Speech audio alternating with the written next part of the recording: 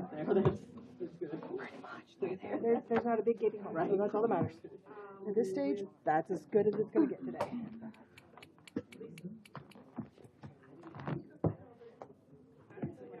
Reasonable in that case. Yes, the taxpayers are paying for it. But We're right. And there's sort of like this gene that comes in. This gene that comes right to that. When I went to there you are. That's important to resolve. What are our expenses prior to the remediation coming into effect and prior to us having to maintain this change? Right. Why are we talking? When I heard that, I was just like, oh, okay. all right. So, yeah. Okay. I told my students I had to sit in a room with 13 attorneys. That's unacceptable. Yeah, I could do yours with Flash.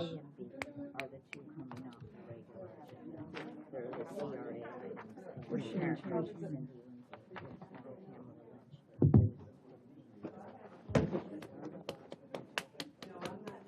Okay, so we're pulling those? Yeah.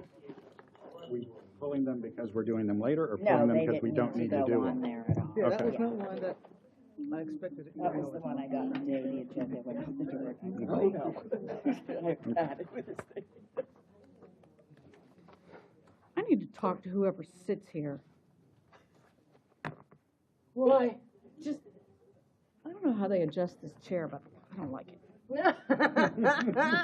They mess with your settings. It's more than like just getting up in or the car down. and somebody's messed with your seat. Yeah, where are my automatic buttons Right, here? The presets. county building, they have signs all Yes, along, ma'am. do not adjust the chairs. I'm sure they have a lot of things that we don't. They have nicer chairs too. Nicer chairs, prettier walls, Whenever I'm there, I want to change the chair. just for the hell of it, just for spite. Commissioner Wiggins will not be here. And Commissioner Austin is running late. So Yeah, we get double pressure. votes tonight, I guess. That makes sense. Yeah, I'm gonna use both mics then. So shall I say that you are just, You really need to have something on your stomach. Yes. Oh, no, that sounds like I'm on the toilet. I know it does. I'll just say, I mean, you can say I wasn't able to get away from I'm a school teacher and I wasn't able to get away from class or something like that. That's or if you just want to say I wasn't able to be there. okay. So you're doing that? Yes, Okay. I've been Thank you. requested. Thank you. Vice must not be, he's working too, yeah. Well, then Kerry had his knee surgery. So I just have to hope they work. Off the So he won't be here tonight. Okay then. You're right. They're so old that everything just kind of goes, no.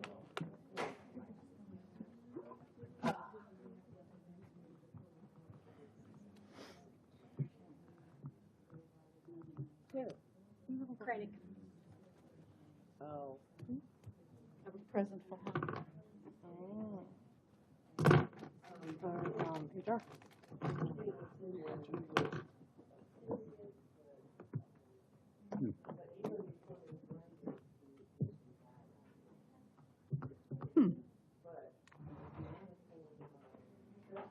There she is.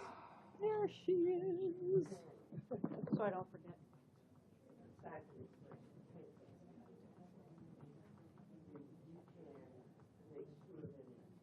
Mayor, how are you? I'm good. You have a good weekend? Yes, that's it. It was my sister's 70th birthday.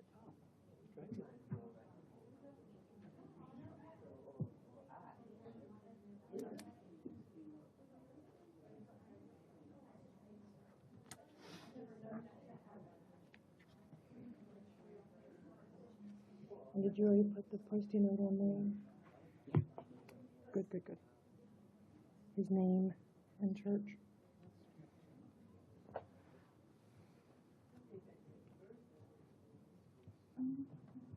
Yay, they work. Hot dogs.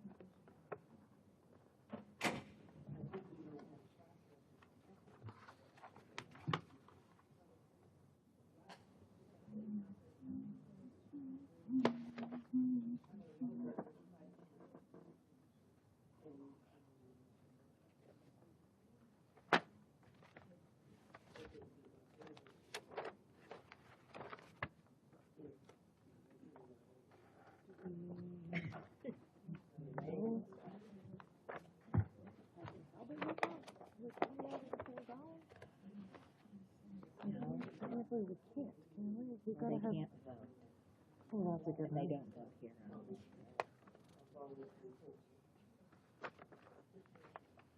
Oh, this is our friend Mohammed. Yeah. Okay. These are much clearer than those ones. Has he hired a project manager? Hmm? Has he hired a project manager? He hasn't hired an engineer. He's just gonna do it as he goes. Not happening. Not in our house.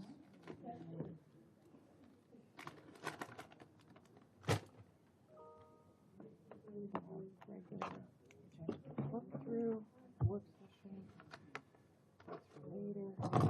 Maybe for now, you guys are fun, and yay, they work, hot dog. Tracy, you said A and B, right? Okay.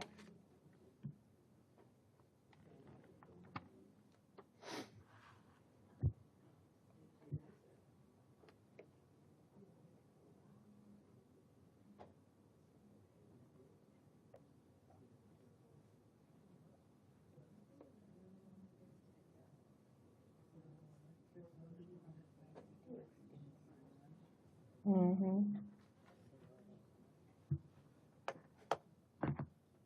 The elevator's going to open directly onto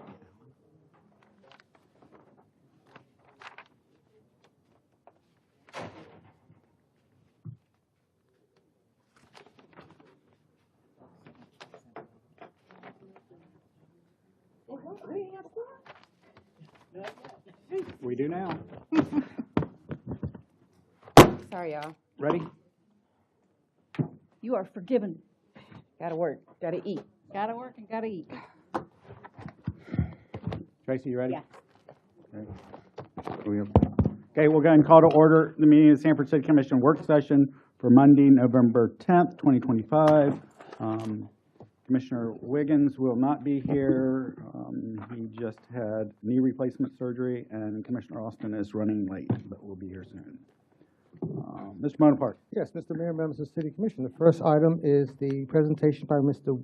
Tim Dolan of a request for Waste Pro to have a rate increase. Mr. Dolan.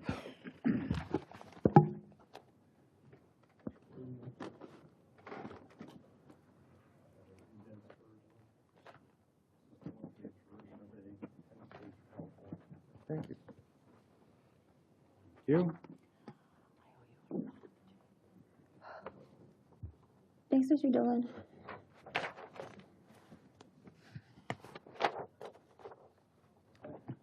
Okay. I need to.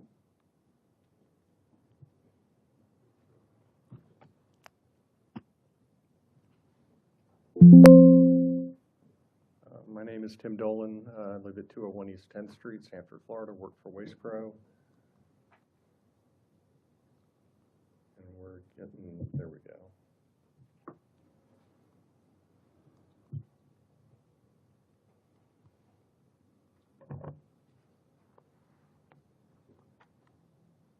Oh, perfect. Okay.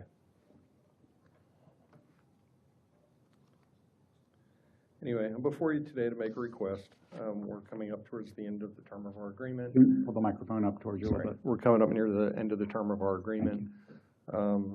In the agreement, it says if a party shall deliver an extension notice to the other party, the party shall, within 90 days from the date of the extension notice, use good faith efforts to negotiate the terms and conditions of such renewal term of this agreement. I believe that is language sufficient to let us be in this conversation. This is just a little index of what the presentation is going to look like. We'll go through it slide by slide. Okay, so Waste Pro, just a little history. We were founded in 2001, operate in 12 states. We're the second largest private company in Central Florida. We are privately owned, overall 5,500 employees, 4,200 vehicles, and we're projected to be at $1.4 billion in revenue. So we're well established in the solid waste business. A little background on the history of this contract, and my apologies if some of this is repeat, but we took this contract over in 2007. There was a vendor here that was not meeting the city's needs, was not reacting to the city's needs. we stepped in, took the contract over. We've had it ever since.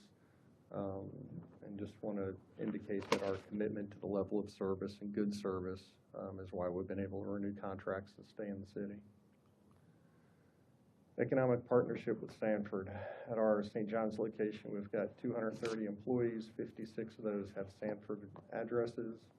The annual payroll is about $18 million. We pay close to $200,000 in property taxes on that site. One of the services we offer for locals is this cohort program. It is basically, I don't know, it's not free, but it's very, very inexpensive, maybe $100, a few $100s, where we will train people to get their CDL licenses. We take a lot of guys.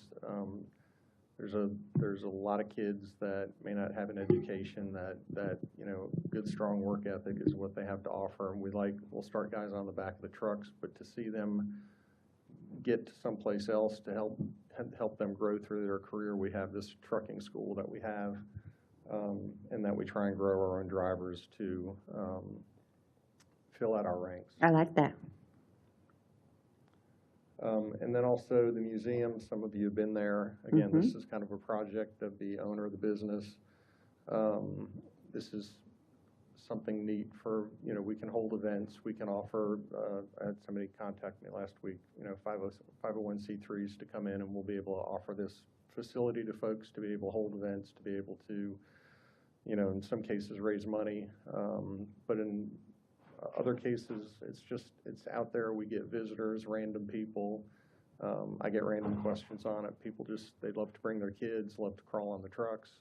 It's a unique facility. The City of Sanford contract directly, I kind of gave you the overviews of the company in general. So with the contract specifically for the City of Sanford, there are 40 employees. These are 40 jobs that are headquartered in the City of Sanford that likely wouldn't be if we weren't doing them. Those are real salary ranges. Basically, we've got 5 admin, 5 mechanics, 12 commercial drivers, 9 rear load drivers, 9 helpers. And again, if I had to guess, the average salary is up closer to that 105 than it is to the 40. These are very good jobs. Caring for the communities. This is a list of a number of organizations that we've participated in the past, that we've donated to, that we've supported, whether directly or in kind. But one step to go beyond this, and as opposed to just, you know, giving something to somebody or writing the check, we're actually very involved. Our division manager, Eric Saxton's on the Sanford Chamber Board of Directors. I was myself about a month ago in Goldsboro working on a habitat house that we contributed to. A member of the Elks Lodge 124, which I like, raises money for children and veterans. Leadership Seminole, I'm currently involved with, and our class project for the Gold Team is going to be doing a renovation over at Recovery House and helping that facility make some upgrades for its residents. Currently, as you know, I'm on the CRA, and then also 3 of the members of the CRA are now transitioning over to the Main Street Board. Just as a side note, they had a Dan Webster cleanup about 2 weeks ago on a Sunday. About 65 of us got out there. Waste Pro sponsoring the event, i.e. garbage, you know, with pickers and bags and gloves and those kinds of things. But really successful event. A lot more people showed up than we thought. That's going to be a monthly event. And again, that board's working towards similar events and things going on downtown. So some nice progress being made there. And then, of course, the last one is I'm going through Citizens Academy, so I'll see you all at 7 o'clock tonight to get my diploma.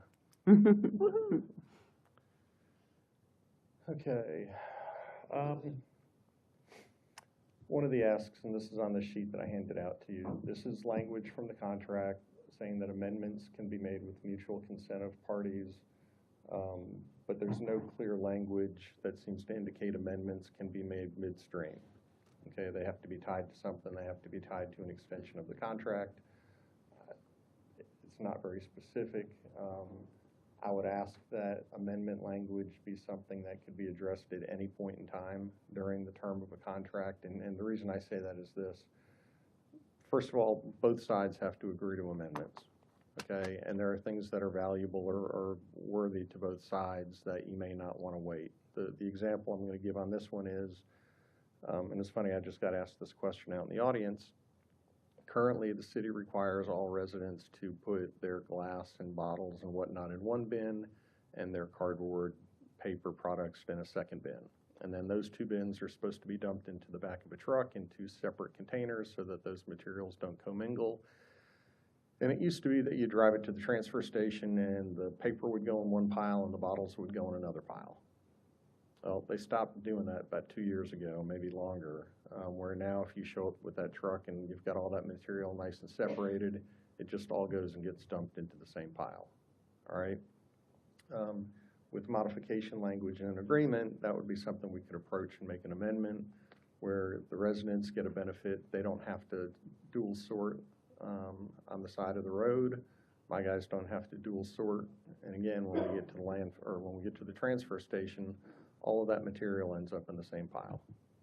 So that is a reason that amendment language is usually there and can be addressed during the term of an agreement.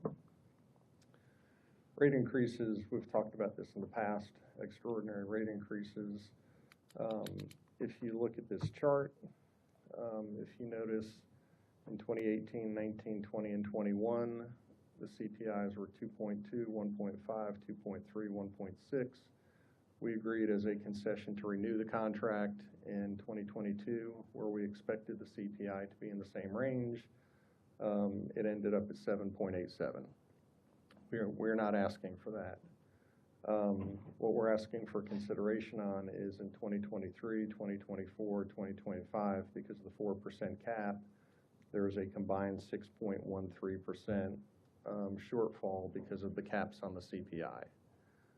All I'm really asking here for is a catch-up to keep up with the CPI is and the cost of doing business. And again, that's to keep trucks on the road, that's to keep raises for employees, that's to hire people. This is to cover operational costs. If that 6.313% went in, the city's rate would go from 1974 to 2095. And as you can see from the rates over on the right side, that is still below Castleberry, Longwood, Oviedo, Seminole 1, Seminole 2, Winter Springs. Castleberry is due for an increase in January.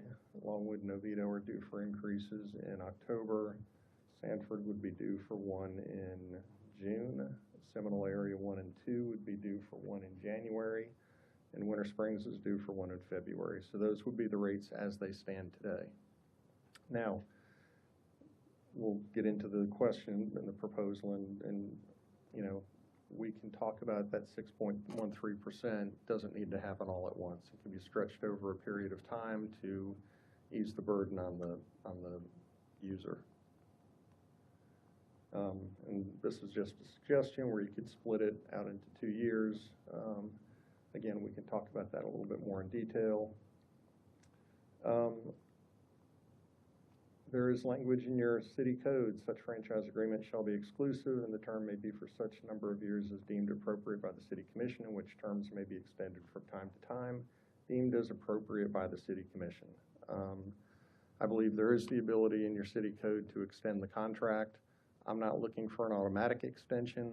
I would ask that language get put in there, giving both parties the option to get into an extension. This way, nobody's forcing anybody to do anything. We could get 4 years down the road, and if you guys decide you don't want to extend it, that's fine. But it does give the city the option of being able to do that without it being forced out to bid. And then here at the end, you know, we talked about different rates and comparing to different cities. This is just some favored nations language. This basically says that if I offer a better rates for the same services and terms and conditions of a contract to another municipality, then I would honor those rates in the city of Sanford. So that's the last slide. Again, this handout that I gave you guys. Just to reiterate them, the 6.13% is an adjustment due to inflation due to the cap. We do ask, I would ask that moving forward the cap be removed or at least raised. The other thing that this is going to go away, I know we had some confusion in the past with us coming and asking for landfill increases. The landfill increase is actually higher than your current cap, so that would put me in a position where I would have to come back and ask again. I'd rather just put the cap over what the county has said they're going to do, and this way I won't be coming back at all asking for disposal adjustments, if that makes any sense.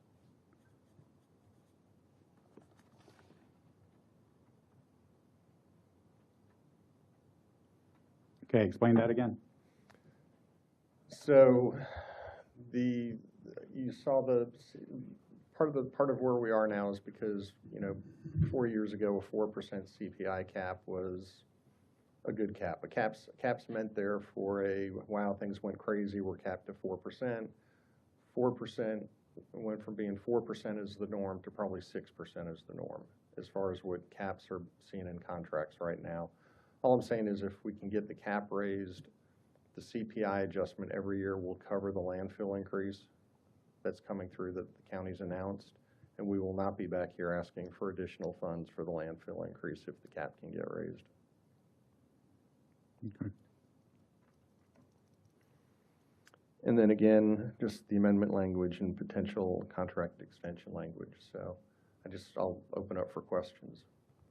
Okay, anybody have questions? I don't have questions. I agree with the rate adjustment. I think that that you've provided the necessary information and reasoning for it. I don't know how we can literally afford it. And I have no objection to the amendment and the modification of the language or the contract extension. The cap, though, however, I still think that it should come before the commission, even if the county is going to raise the landfill cost. I mean, that's just my opinion. It's up to the rest of the commission, but I'm not sure on the 4% cap. So the county has come back with that they're going to have a 5% increase on their landfill for the next several years. Okay. And right now we're in at a 4% cap, which would mean I would have to come and talk to you guys. If the cap can get raised to be over the 5%, now we don't know if it's going to hit there. The other piece, if you take a back look at a number of slides, 4 years ago we were at 7%, went to 6 point something, 6 point something, 5 point something. So I think we're all looking forward to the cost of living hopefully decreasing here or getting back into normal levels. So my point on the taking the cap up, it doesn't put me in a position later to where I've got to come back and say, wow, we're still at 4% and it was 5.5 and I'm getting cut short. It also that question of the landfill price being separate. It was an unusual cost of doing business back when we were requesting it because the county rates had not gone up in forever and a day. Because we know they're going up, because they're anticipated going up, those rates will just be built into the normal cost of living increase that we request every year. So we won't have to come to you as a side request. So when you're saying remove the cap of 4%, but you're not saying remove the cap period, because what I'm asking is like if you said remove the cap for 4% and make it 5%, but what if the county says 5.5%? You still got to come back to us anyway, right? Well, I was asking for 6. 6. And that way, if we get, and that's very consistent with the numbers that are there. And again, that's for discussion. But I think that takes care of. Look, I'll whatever the county does, if whatnot. Again, my annual request for just CPI would cover both the landfill and the operating cost for that year. Okay. So we would not be coming back for a side ask. Okay. Do we know how much that would look like though? In numbers? Like? Huh? If they're if they increase what that number would look like if the county increased the landfill cost? It's dollar, 5% of 20? Yeah, I mean, it would, if the county, so the county's already projected out what they're gonna do, and Mhm. their projections are built into the numbers that I've given you. Okay. And look, if they came back and jumped at a half a point, I'm not gonna come back here and waste everybody's time for a half a point. Okay. So the 5% landfill would add, so 5% increase in landfill is not 5% increase on the total cost. Correct, Right. correct. But you're saying with the landfill, it's still probably going to be around 5 or 6% overall? No, what I'm saying is we're willing to roll the dice, so to speak, and just whatever the government CPI comes in for garbage collection services, that's the CPI that we'd like to get. So if it comes in if it comes in at 3.5%, it's 3.5%. I'm not gonna come back and say, well, it's only 3.5%. I know the landfill's 5%. That's just a chance I'm gonna have to take.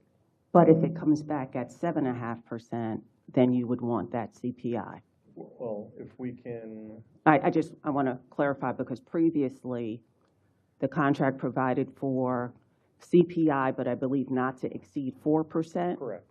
So rolling the dice, seeing that the CPI has been generally increasing, it would be a roll of the dice likely being 6 to 7%. And I just want to make one thing clear. There are two issues with regard to this contract.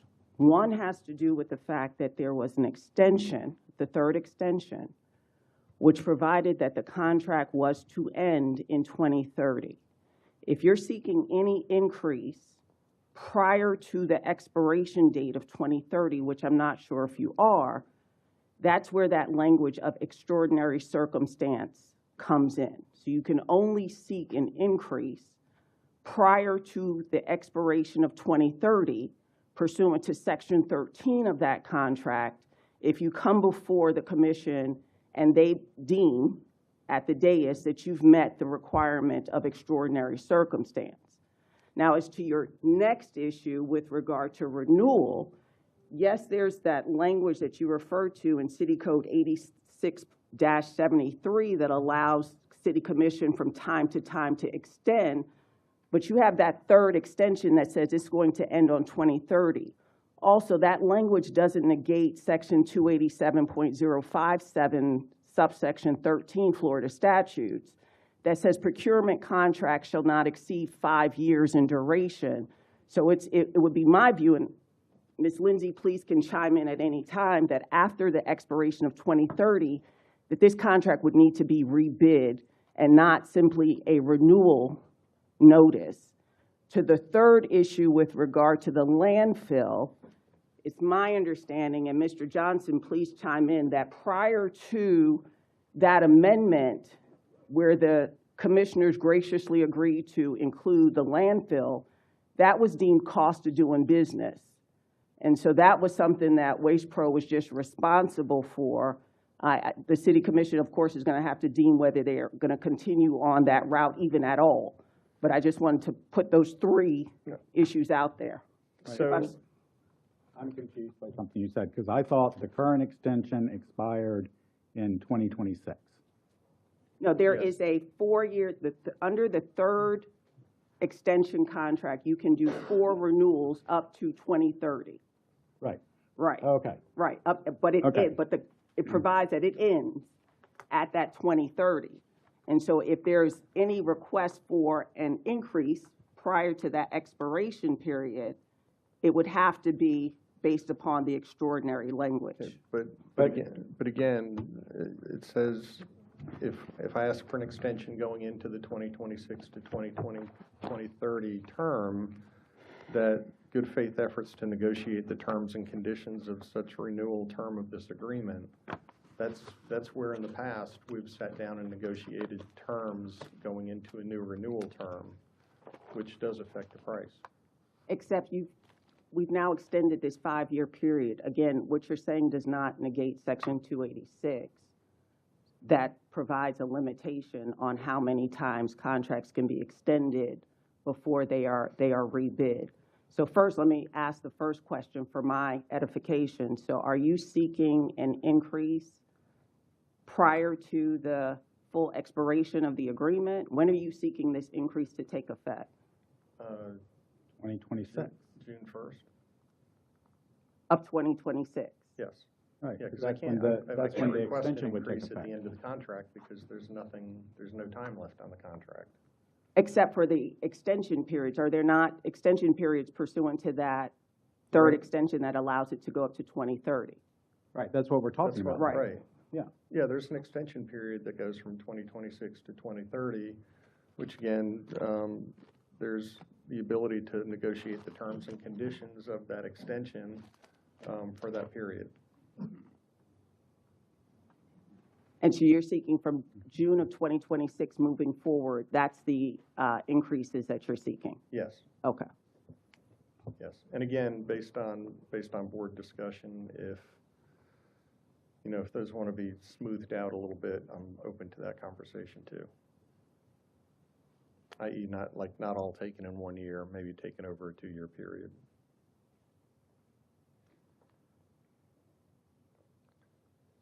Okay, first, let me make sure we're in agreement. The current contract expires in June 2026, current Yes. extension. Yes, And so we're negotiating for an additional extension. correct. And in negotiating that extension, it's my understanding, based on the original contract, I don't know if this changed, that we can negotiate the terms of the contract. That's my understanding. That's what's been done in the past. It expires in 2026 is the first extension period. That's the third extension period. Right, the third extension period. So that expires in 2026. And so when you're seeking a renewal, you're seeking a renewal for what duration? How many years are you seeking it for? Well, the current terms of the contract, there's one 4-year renewal that's written into the agreement. One more. Right. But if you do that, that's the concern with regard to 287. You will have extended the period of the contract so many times. At some point, this contract pursuant to 287 does need to be rebid. Ms. Lindsay, can you please chime into this because I'm fully aware of this language? But that would be in 2030 if we give another extension, wouldn't it? No, you Can't do another extension. can't do another extension. You have to The third extension already includes an extension through 2030 as the final extension. Right. Ms. Lindsay, please. Yes, good afternoon. Florida statutes now states that you cannot have a contract longer than 5 years in total. The original contract's 3. You can have 2 one-year renewals that took effect after this contract was first written. So we do have to abide by that, but this contract does have one more extension Yeah. to the 2030, which we can do, but we cannot do anything longer than that. Right. Which is what we're talking about today. Yeah. So we're talking about an extension from 2026 to 2030. I believe the he term- was asking in his presentation for a longer. Oh, yeah, extension. he wants Yeah. us to throw in that we can do another extension later. I That's just what want to we're get through this concerned about. extension first, and then we'll worry about, Yes. so. That was my concern. Okay, we're talking about, okay, so we're talking about, for right now, an extension from 2026 to 2030, and the terms of that extension. That is correct. Whether or not there can be another extension is a whole nother discussion that will, yeah. Well, but included in your But it's, presentation, yeah. which is why I was concerned about the additional 4 years that you were seeking. You know, I'm looking for direction from you all. So I'm So putting my read of the contract is in 2030, we have to go to bid. Okay, So I don't think we can change that. Yes. But we can negotiate the terms of the contract for these last 4 years. From 2026 onward. Okay. Yes, All right. correct. And then also with regard to the amendments that you're seeking, are you seeking the ability to amend beyond financial matters, because that gives the city some consistency to know that you won't be coming back with regard. I understand the amendment with regard to where I put my trash, whether it's glass or Right. plastic, but the consistency as to the rate and knowing during that amendment, you won't be seeking So an there- amendment there- to rates. So I don't know what that may apply to at this point in time. I just know it's common language in many of the other agreements I have. And when things like this come up to where you need to make some kind of change, for instance, the dual sort to the single stream recycling, or if there's some other technological thing that comes about, again, that's more of a fail-safe, that if something comes along, there's a mechanism to address it. But I have no plans or no, library full of stuff that I want to pull out and, come running down here with a big list of stuff that we want to amend. I mean, that's not the intention, that's not the plan. My plan is once we get this piece financially worked out, I really don't have any plans of coming back here and, trying to ask for additional financial compensation outside of the normal CPIs. But the language, you would be agreeable, or at least consider the language that the amendment would not go to financial matters.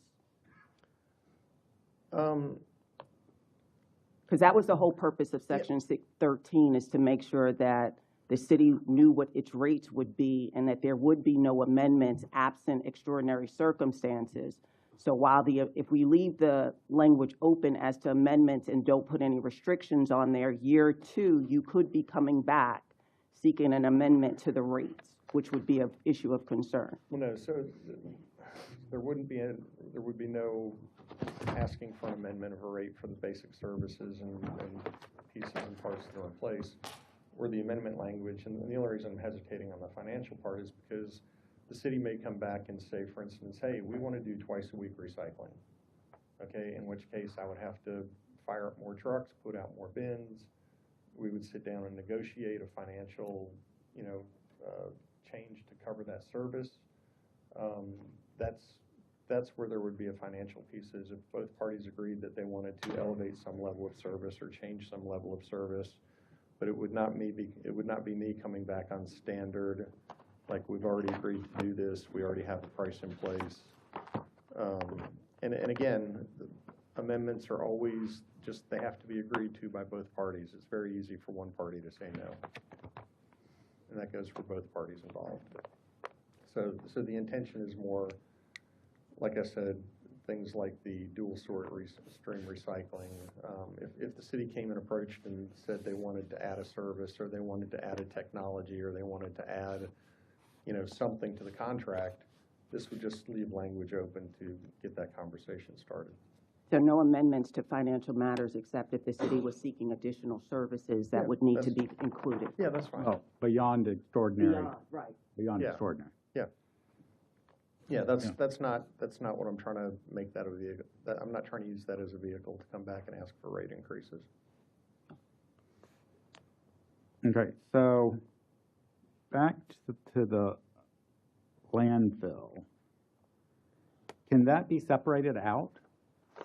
Can there be a CPI plus any pass-through of landfill charges? Yes. I brought that up with staff. If you so direct them to do that, that can easily be done. Okay. And then Because I don't know the numbers, but it seems like CPI over the whole thing may be different than CPI over operations and just pass-through for landfill.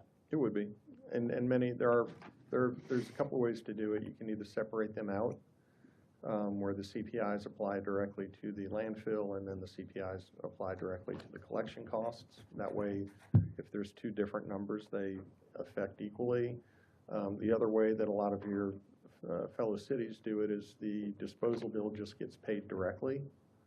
Mm-hmm. And then that way we're cut out of the transaction on the disposal bill. You have a direct account. And right now you have a direct bill that's being kept at the transfer station, and a lot of history on it, because you do get a rebate based on committing you get $3 a ton right now as a rebate because you commit your solid waste to Seminole County. So those are numbers that track. it would be very easy to flip a switch and then change the rates based on you guys paying the disposal directly and then us just handling the operating cost. I brought that up with staff. I didn't know if they wanted to get into that, or that may Okay. be direction to give them. And I would be concerned about completely removing the CPI cap. I would consider sort of like what we had done with utilities, that there would be a cap, but by vote of the commission, we could exceed that cap.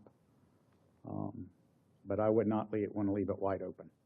Okay, I could live with that. So, and then the other part I'm okay with, except, I do tend to agree that we cannot go beyond one more extension. Any other questions or Tim, comments? this last section on contract extension, I'm looking at the actual section 3, and it doesn't look that different to me. So what's the real change here? Contract may Because be there's a renewed limit for of the number additional. of extensions in the original contract. Oh, so this is omitting the up to 4 successive Yeah. 4-year extensions. Which is what our attorney's saying we can't do anyway. Okay.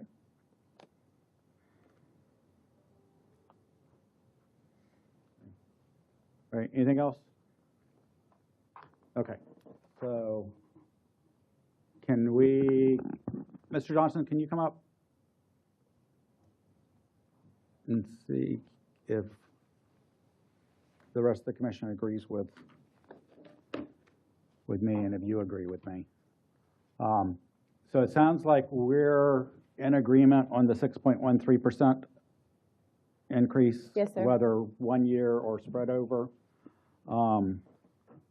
We do not want to remove the cap, but we would consider removing the landfill fees from that calculation. I'm I'm good not, with that. well, I wasn't sure about that, but if that makes sense. I wasn't really, I'm still trying to figure out. So, The and my cap. question to you is that something that you can take into your negotiation with them to sort of come up with what's the best idea, to lump it together, to separate it into two things, or to have us pay landfill fees directly and let you all figure out that and bring it back to us rather than us pretending we know what's best at this point? Just trying to put it all together.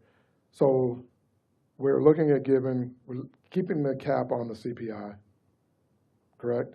Mhm. And then we're looking at potentially giving Waste Pro the 6% increase, correct? So what you saying as a part of your presentation, Tim, that as part of that 6.1%, assuming you were to get that you would not seek disposal costs? Is that what you Correct. said? Yes, correct. So I know you don't want an unlimited cap on the CPI, but if there could be a higher cap on the CPI, then I would not be coming back. We would not have to separate disposal from collection. We could it could all be up under one umbrella because the cap would be high enough to cover the landfill and the cap would be high enough to cover the operational expense. And that's the 6%. That's what If it you was want a the cap at. 6% cap, flat, then I would not be back in here. When the landfill goes up next, I would not be back in here asking for that because that would be covered, as Brent said, as a normal operational expense. What I'm asking is, y'all take a look at that and give us a recommendation. Certainly, we'll do. I mean, does that make sense? And so you're talking Rather about than us making that instead of decision. lumping in the disposal cost with the 6%, look at the possibility of taking that as a separate. Yeah. What's the best way to do that, rather than us just picking a number up here? Okay, we'll come back. And then also what I'm hearing is the consideration of the city taking on the disposal fee directly. Yeah, I mean, that makes sense. Yes, other cities do it. That's something we can also look at. I mean, for now, our intent, and of course we can still look at it, but our intent was to leave it the way it is Okay. until we go back out to bid in 29 for 2030 services, and then look at the city paying those costs directly versus having Okay. the contractor pay it. But we can look at it. But that, now. well, I want your recommendation on Certainly, how we should do it. We can do that. But won't he have to, in between that time from 2026 to 2030, won't he have to pay those fees? Yes, yes, he's paying them now, and they always have paid them. But what the mayor's asking is looking at us paying it so that, we're fully responsible for any increases that happen at the landfill, which we can do that, but. But I mean, we're not, he's not gonna hide anything from us, like, No. why, okay, so Yeah, why we know don't what we the just do numbers the cap? I mean, if we're putting the cap at 6% and the county or whatever raises it to 5.5%, you're only doing the 5.5% increase, correct? Correct. Well, actually, so this is where No, so this is where I'm going out on a limb a little bit, is I'm saying that we're just gonna go by the straight CPI. If the straight CPI comes in at 5.2%, we'll do 5.2% across the board. If the straight CPI comes in at 4% and the county comes in at 5%, we're still gonna take the 4% across the board. Okay, so, But that would be applied to the entire cost, not just operational or just landfill. Right, Yeah. that would be if it stayed in the current circumstance that it is, where everything was together. Okay. so then why are we adding more stuff? Why don't we just increase the cap and let Waste Pro take care of that, instead of us then saying, okay, then we'll bill and we'll cover the cost of the, y'all know what I'm talking about?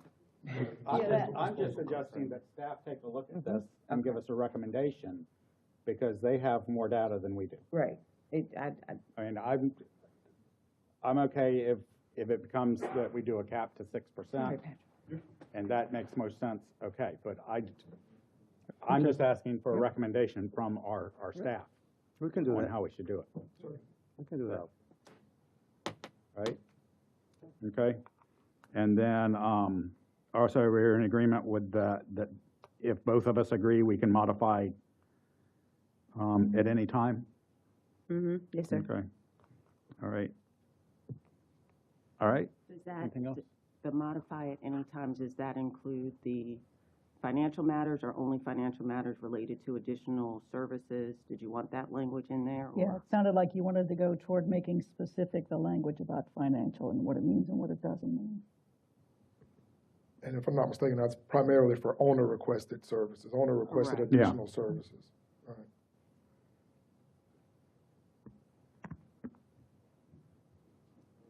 But I mean, but it clearly covers that, though. It says, or for any reason as determined by the city commission. That's what he's suggesting to add. Yeah, so I'm just, yeah, so. Yeah. but I thought Ms. Green was saying to add the information about, like, financial stuff, but Yeah, I guess you were explaining. Right. Okay. Certain matters that you don't even have to address, that Okay. during a certain period of contract, you have the consistency of knowing what the rates are, and there's no one coming before you, Waste Pro, coming before you and asking for an amendment. You're budgeted, you know what your rates are going to be, except for those services for which the city has asked for additional services, then those issues would be brought before you. Yes, ma'am. So really, rather than saying not financial, it's for operational. Yes, changes. I can Yeah, work with okay. staff to draft that language. I just wanted to know if you were okay with that train of Yeah. thought. That's good. Okay? Anything else? Mhm. Anything else? Thank you, Game gentlemen. plan? All right, Thank you all for your time. okay, thank you. Tim. Okay. Was hoping for Paul Williams to get here. Oh, Dan Ping's here, though. Dan, is Paul still coming, do you know? He is not, no. Okay, then we'll go on to Sanford Main Street. Yes, Mr. Mayor, next on the agenda is a request for additional funding for Main Street with Assistant City Manager Craig Ratzak.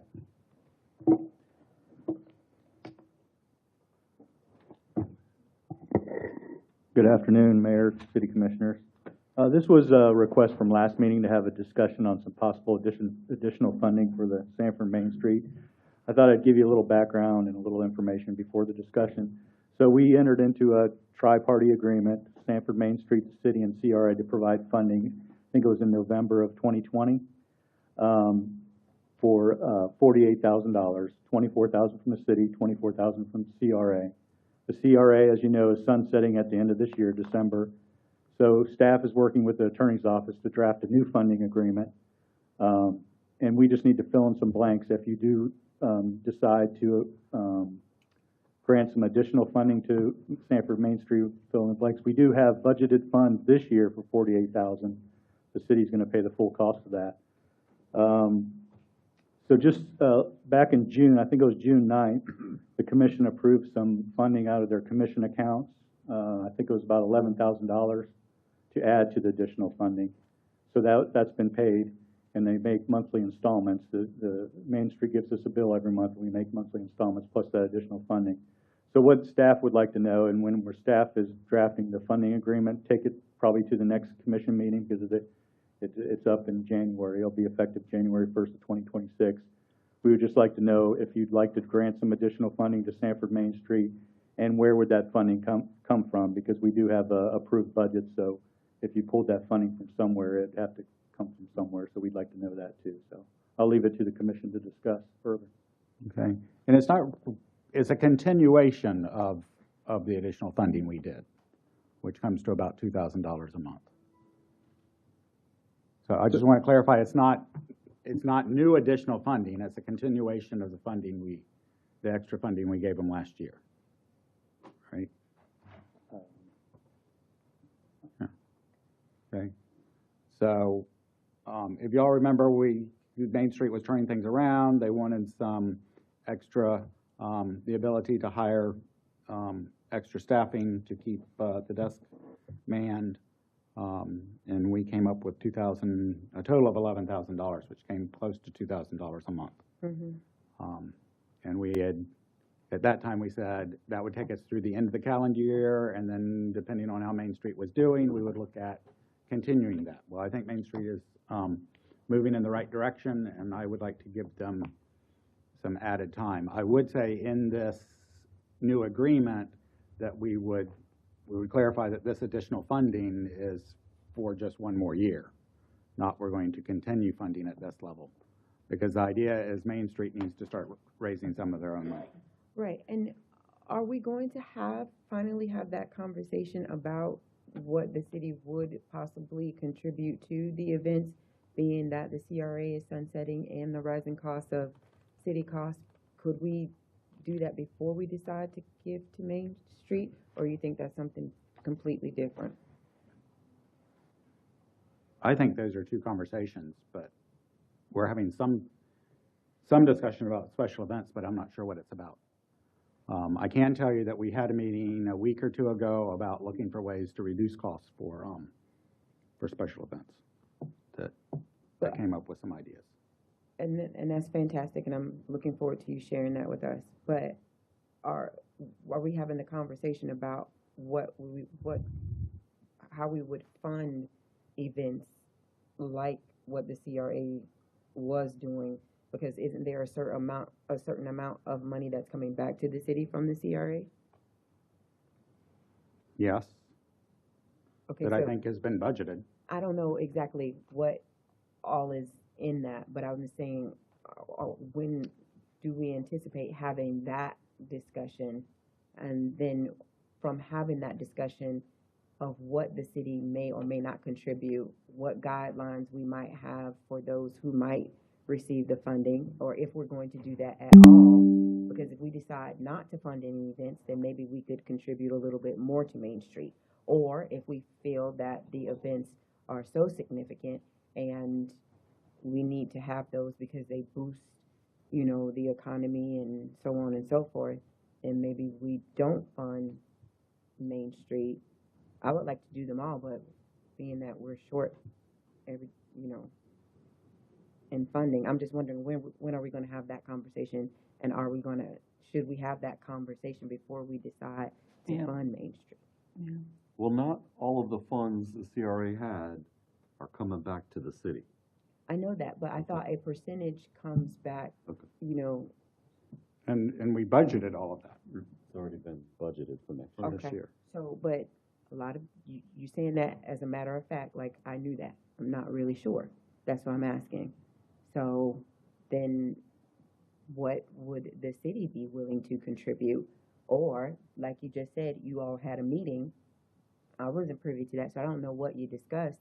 So I'm just trying to figure out what are we gonna do, because events are really important. And the only reason I'm asking is maybe we can contribute a little bit more to Main Street, or maybe we decide that maybe we Could need go to either pull way. back based on what we might be able to assist the promoters with. Just asking.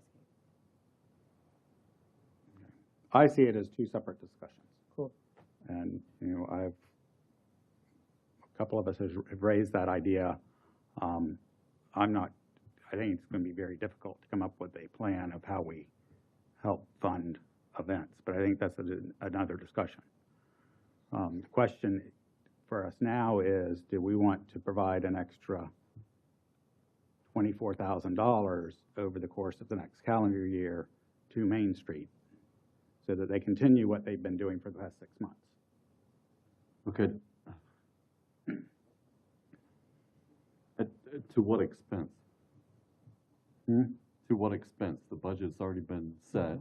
Right. Every time we come up with more funds needed, we say, well, we're gonna have to cut from here or there. So to what expense is this Where's it 24,000 coming coming from? from? So like I did before, I will contribute some from the mayor's fund, whatever we call those things. I think we can look at economic development and see if they, can we fund something out of that? Okay. If they, you know, they're promotional, Okay. can they provide some of the funding? Maybe we don't come up with the whole $24,000. But are we allowed to ask Mr. Ping some questions or? Yeah, since he's- Going to get, And I- economic development gets hit a lot. They're even in our consent agenda, for funding. They're like the new place to hit now is economic development. And is Brady comfortable with that? I suspect I already know the answers to this, Dan, but is the additional funds being helpful? Are you finding it helpful? Is the part-time person helping you succeed in fulfilling your other missions? Absolutely.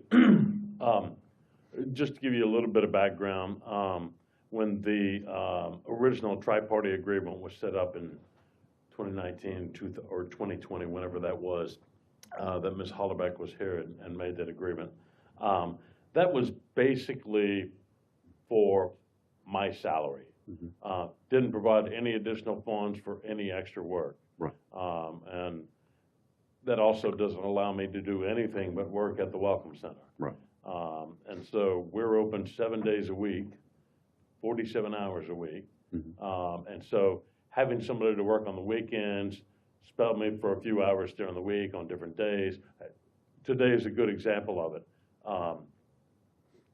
My one part-time employee that, thanks to your additional funding from back in June, is actually on vacation this week. So I had to scramble, had to shut the Welcome Center 30 minutes early. Okay.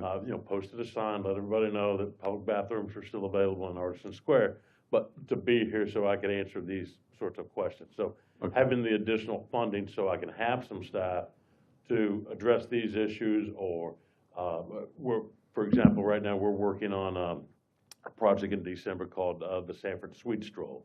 So it allowed me to get out Friday afternoon and start hitting the businesses, tell them what the Sweet Stroll is. Basically, if you're familiar with a wine walk, it's the same concept. You go to East Business, but instead of getting a glass of wine, you get a sweet treat. Cookie, piece of fudge, brownie, hot cocoa, something like that. But it allows me to go do those things that my colleagues in other Main Street communities already do. So. Okay. I just wanted to make sure that the program is working before we discuss funding it. Well, and It is working on allowing me to get out and do actual Main Street duties. Okay. And I think to the mayor's earlier point, we've had some new leadership changes over the last 6 to 9 months with the passing of Daniel Lewis. And the new board has been extremely active. We actually now have, under the Main Street guidelines, you're supposed to have 4 committees focused on the 4 main points of Main Street: organization, economic vitality, design, and promotion. Sorry, drawing a blanket. So we actually have all 4 of those committees. In fact, the design committee just met last week for the first time. So we're getting those organized. We're getting our auxiliary board, the 77 Army, organized that can help us with some volunteer work, but also with some contributions and things like that. So there's a lot more energy behind the Main Street board now, and some of the activities, you're going to see a lot more out of Main Street in the coming years. So, Okay. We had not gotten an update as to whether a part-time person had been hired, if that was working or not, so. yes, that's what I actually, wanted to ask. back in June, right after I spoke at the commission meeting, some of you may know Rosie Cannon. She worked at drawing a blank on the law office that you there on 2nd Street. Long time Sanford resident, graduated from Seminole High School, knows Sanford inside and out. She's been a great addition. Awesome. I didn't know that too. I didn't know that about her too. as well. Very cool. And in fact, interestingly enough, I had a gentleman, a professor, not a professor, but a teacher from Oak Ridge High School, lives in Deltona, teaches Spanish. He's looking for some part-time work. He stopped by this afternoon or this morning and dropped off a resume. He's very interested in working as well. Cool. Good. And I haven't even put out anything looking for people. There's Okay. 2 things. Maybe it would be helpful if you could put together sort of an update or a report, a written one, for next month, or I mean by next month. Yeah, actually, I plan on doing some of that anyway. I need to make a final report to the CRA for their final meeting, both for the monthly reports as well as for the Sizzling Summer campaign, which that's another thing that the part-time employee helped out greatly with that. Okay, and do you have a projection of when Main Street will start having an income stream?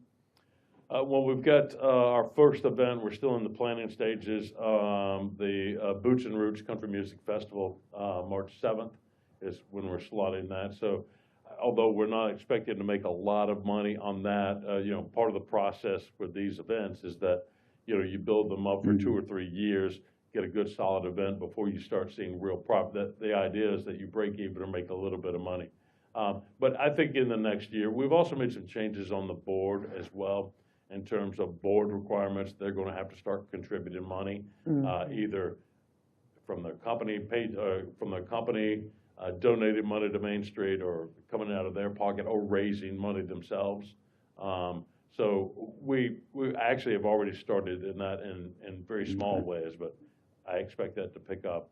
And I can provide you with a full report in December about the steps that we're taking to raise more money. Okay. Dan, I think I missed the last meeting, the Main Street meeting, but you have been already putting word out about recruiting the 18 and the 77. Yes. So that but we haven't put out a deadline for that saying, join us by such and such. It's kind of an ongoing process. We're not, so once we hit, the idea is that we will have 77 members of the 77 Army, and it will just always keep a list so that when somebody decides not to participate 1 year, that we've got somebody else that can step up into that role. But the plan is still $100 for each of them, right? Yes, $100 from each of them for that. And I don't know if I mentioned it when I was here back in June, but the idea is that Sanford was founded in 1877.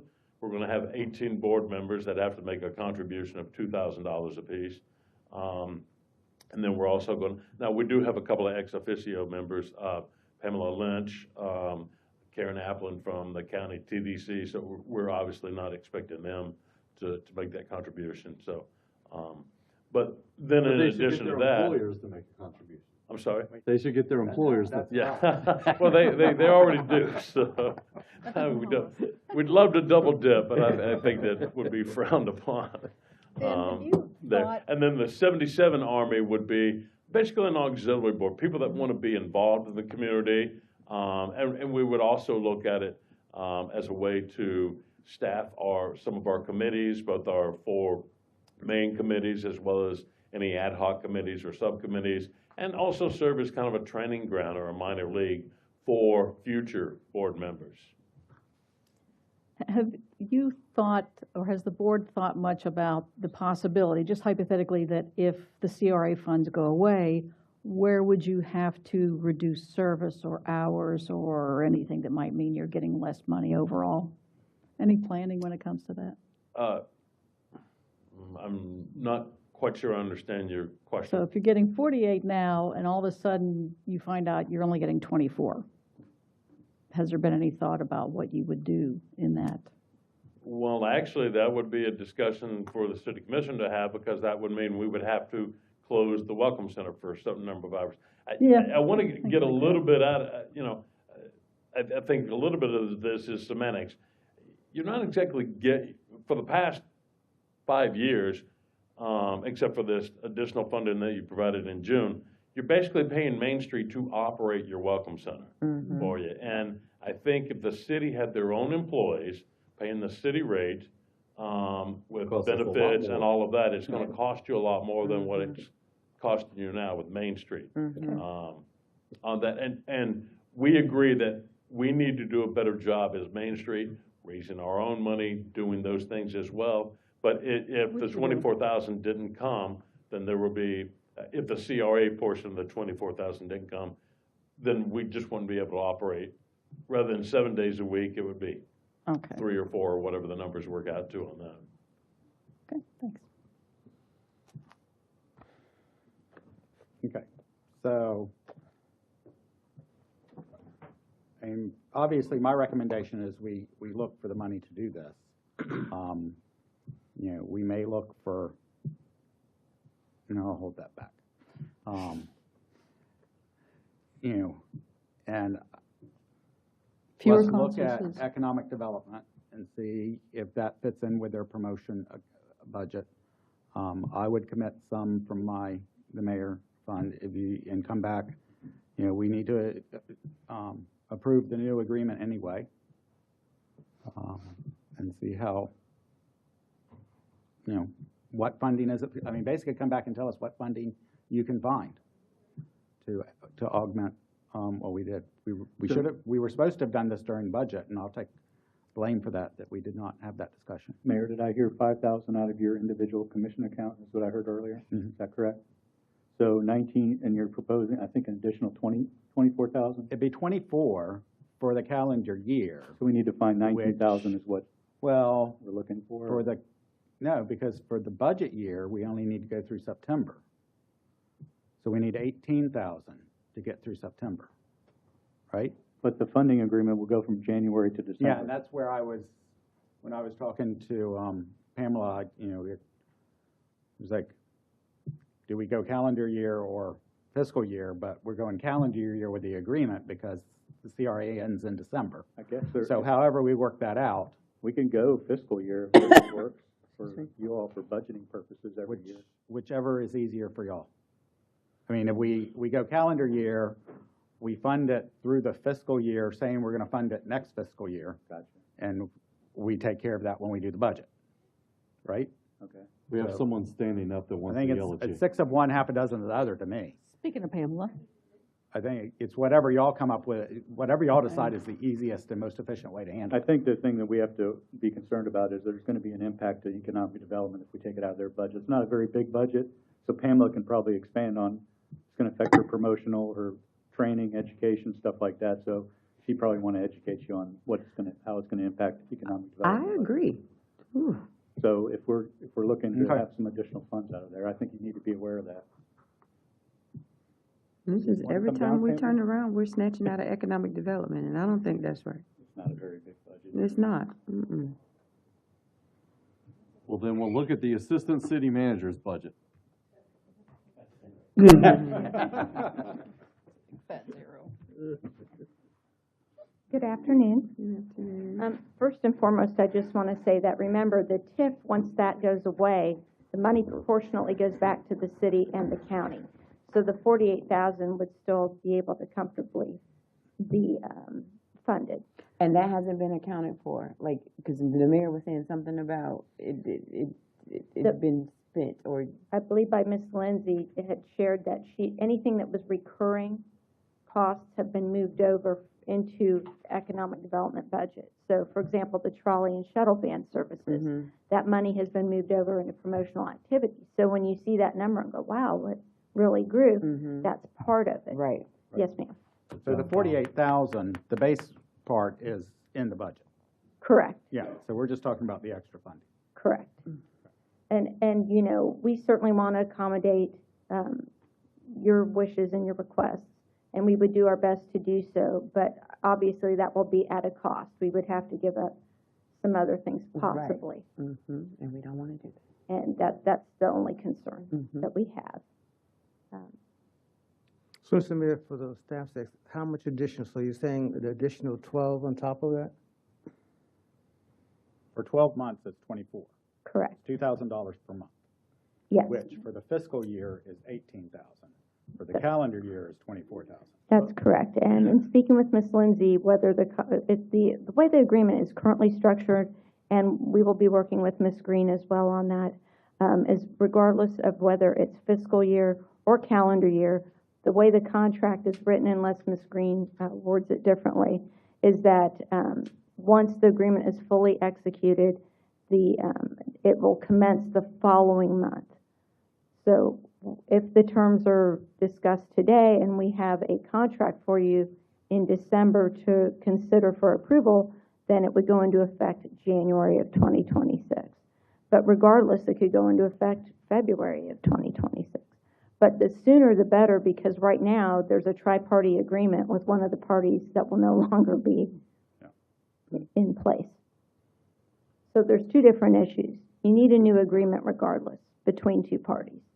It's a matter of the terms. And so we have drafted something, but Ms. Green is waiting on finalizing those numbers depending upon your terms.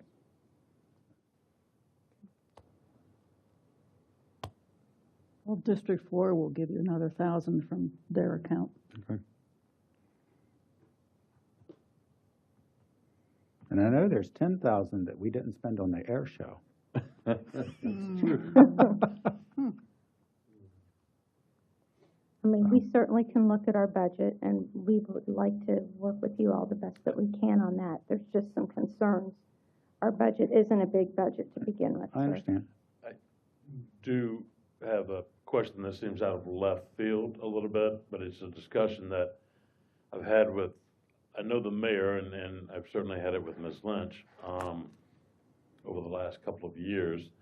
Where does the trolley, what is that an economic development, or is that? It's an economic Economic development now. It's going to continue with it through economic development. One of the things that I have suggested, and I'm not trying to take money out of anybody's pocket, but when the service was first started out as a van, started, it was to move people from the Sunrail station to downtown and back and forth, so that the trolley was always at the Sunrail, so you don't have a situation that we had 2 weeks ago where a lady literally walked from the Sunrail to downtown because there was no trolley there. She came in town to spend money. And I don't understand why the trolley's running on Saturday. Why? That's 52 Saturdays a year, basically for locals to ride the trolley for fun. And I'm not saying, I'm not trying to bang on locals, but if we're trying to sharpen our pencils and get to where we need to get, that seems like a cost that doesn't meet the original intent of the van trolley service. Well, according to the agreement, if I may, we certainly can always look at the routes and update them, including different stops, like when we added the one stop over a few years ago in Georgetown. And my understanding for Saturday, and you do raise an excellent point, Mr. Ping, But there are times also where if there's events and things downtown, people will park at that stop specifically and park their car there to ride the trolley back and forth. Okay. Could I we, never could understood. we look at, ridership on Saturday? Absolutely. And actual real ridership and not people, because I know how those numbers work. If I pick it up at Magnolia Square, get dropped off on Sanford Avenue, that's one. But then when I get back on, Yeah. or if I go to a couple of different places, that inflates the numbers a little I don't bit. know that there's a way to track. We individual actually have a breakdown stop by stop, so that should not be an issue. We can see where someone's getting on and off. Because I really, we're getting way off talking, Yeah. I'm Right. sorry, I got down the rabbit hole. But the real number should be, how many people are we picking up at the Sunrail station, and how many people are we dropping off at the Sunrail station? And that's what it should have stayed that way. I never understood us going into the Georgetown area and it going through the historic district at all either. I just, And I apologize, Yeah. I'm famous for going down rabbit holes, so I apologize. Okay, do y'all have enough to go on? We think so. This is what we'll do, Mayor. We'll come back, hopefully at the December meeting with the funding agreement and outline some of those financial impacts out of, so you know the impacts. And unless anyone, other commissioners are feeling generous with their funds, we'll try to get as much out of the ED as we can. And then we'll present the funding agreement and those financial impacts coming out of ED's budget Right. for your all's consideration. I mean, if we have to, we can always scale back how many additional months we'll do. Yeah, and then we'll run it from January to the end of September, if you guys are comfortable with that, and it aligns with the fiscal year. Is that good? Okay. can we also have a small update on CRA, just the sunsetting of it? And just to give us a brief little, exit information of, the final projects and stuff like that. I don't know if they were ever planning on coming to the commission to do a final presentation. But is that possible? Absolutely. We would be very happy to do so. In fact, I'm in the process of putting together a PowerPoint with some before and after pictures. I was and gonna say that. I would like to see some also points. over CRA is 20-something years? 30. Okay, I would like to see like a full presentation of what they've done, which I know they've done amazing stuff. But it's good to have on record of what the CRA did for the CRA district Absolutely. as they sunset. I'll be more than happy to do that. In fact, that's in process, and on December 3rd, our final closeout meeting, we will have a after event with a gathering where people are going to be invited, past and current members, as well as all of you and some key people will be invited to that. Well, then I can just attend that then. Okay, Yeah, then, okay, cool. but we will have that there. I'm going to work with IT to have something downstairs where that will show in a loop. Super. Craig, I'll have a number for you by the end of the night, if I can get an update on how many pennies I have left by wonderful Miss Lindsay.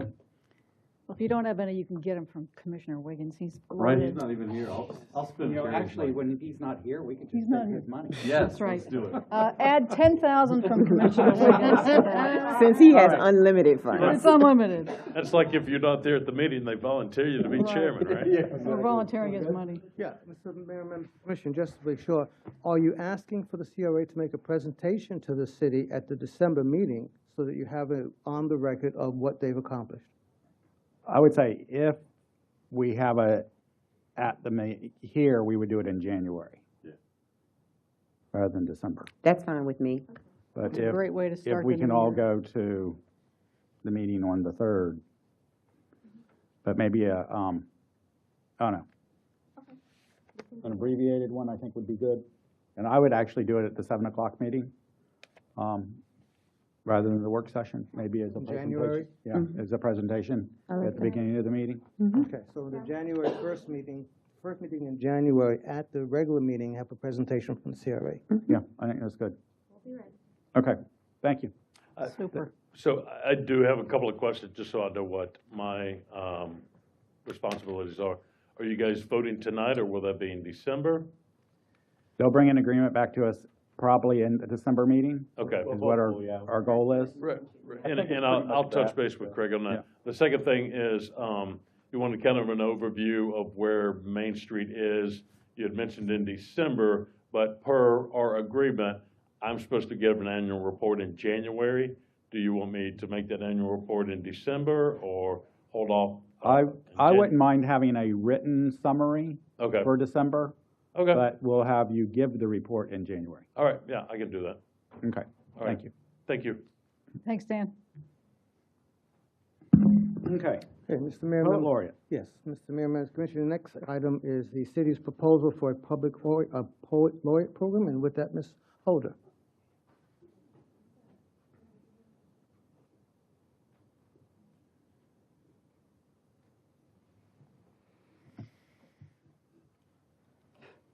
Hello, Mayor and Commissioners. I am proud to present a potential Poet Laureate program for the city of Sanford.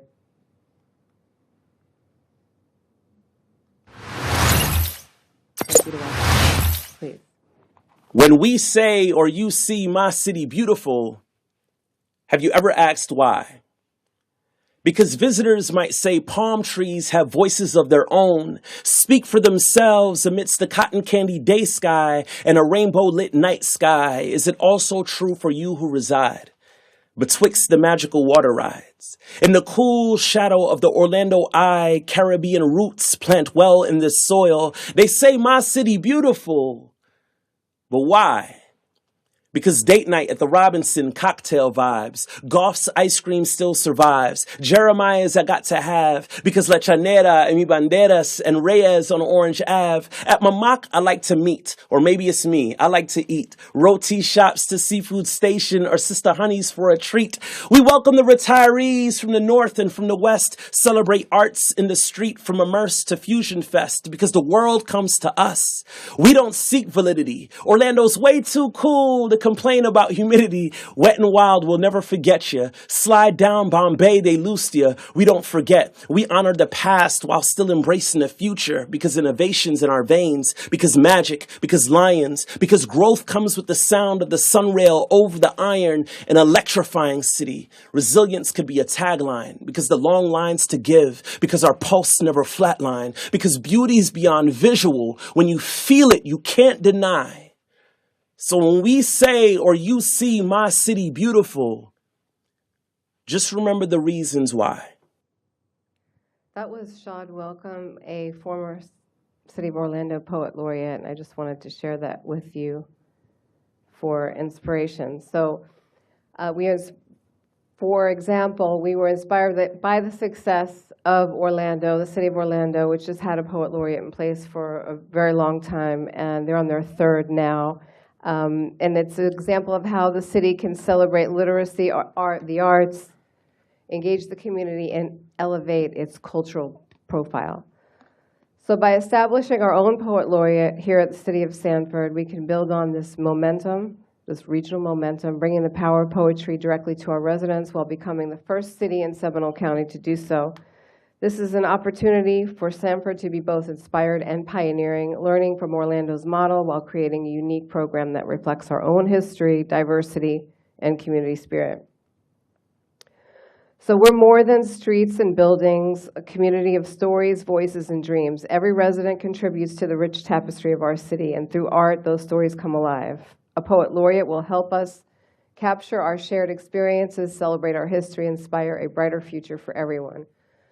Poetry connects us, bridges differences, and reminds us that government, community, and culture are all working together to make lives better for all. By establishing a Poet Laureate, we establish the literary arts, preserve our stories, and give our community a platform for expression, reflection, and connection. Poetry is not just words on a page, it's a living experience that educates, inspires, and heals. Through spoken word and performance, we can transform the way residents of all ages experience our city's culture and history. The state of Florida has had a Poet Laureate since 1929. The first one was appointed Franklin N. Wood. The position was initially a lifetime unpaid appointment. In 1980, Governor Bob Graham appointed Dr. Edmund Skellings as Poet Laureate. Following a national selection, he's serving until his passing in 2012. In 2015, Governor Rick Scott appointed Peter Menck as Florida's Poet Laureate. In 2014, the Florida legislature passed House Bill 513, establishing a 4-year term for the position with the option for reappointment. Peter Menck continues to serve as Florida's Poet Laureate. Currently, his work has been featured in prominent publications such as The Atlantic, The New Yorker, and The Nation. Throughout his tenure, Menke has been an advocate for poetry in education and his public life. So Your Brain on Art. Research such as Your Brain on Art by Susan Mag-Salmon and Ivy Ross shows that engaging with art, including poetry, benefits the brain and nervous system, supporting emotional regulation, empathy, and social cohesion. These benefits align with Sanford's ongoing efforts to enhance civic pride, mental well-being, and inclusivity through art and culture. Purpose and vision. The City of Sanford Poet Laureate program celebrates the power of spoken word and performance poetry as a bridge between art, culture, education, and community connection. Poetry helps communities process emotions, validate difficult conversations, and celebrate identity and belonging. Why the City of Sanford? Well, why not? Sanford's vibrant arts community, rich cultural diversity, and ongoing public art initiatives make it an ideal city to champion the literary arts. A poet laureate will amplify the city's voice and preserve its stories, foster unity and connection across neighborhoods, inspire residents through education, workshops, and performance. The framework, the role. So serve as Sanford's literary ambassador, promoting community engagement, education, and civic pride through poetry. The responsibilities include composing 3 original poems annually reflecting Sanford's history, culture, and community spirit. Facilitate 4 community-based poetry activities per year with at least 1 in each commission district. The contract would be an annual renewable, potentially administered by, in partnership with the United Arts of Central Florida, piggybacking on the City of Orlando's Poet Laureate Agreement for structure and efficiency. How the selection process would work: a panel of experts reviews the applications and recommends the top 3 finalists for the mayor's selection or the commission. This is all up for discussion. Potential panel composition: Seminole State College, our own museum, city historian, Seminole County Library System, the University of Central Florida, local literary or cultural leaders, a public art commission board member. Eligibility.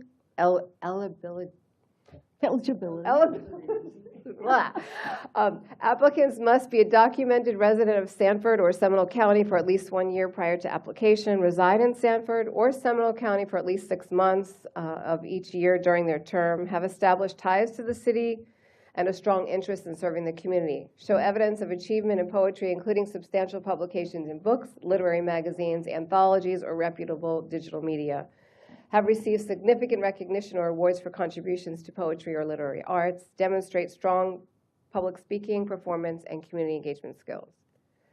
Funding and deliverables.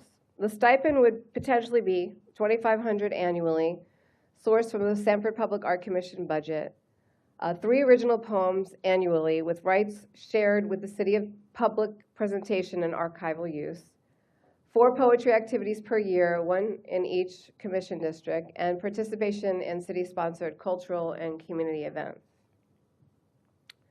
The communications and rollout would include developing, of course, a comprehensive communications plan to announce and promote the Poet Laureate, public launch events, media production, promotion, social media, and collaboration with community organizations.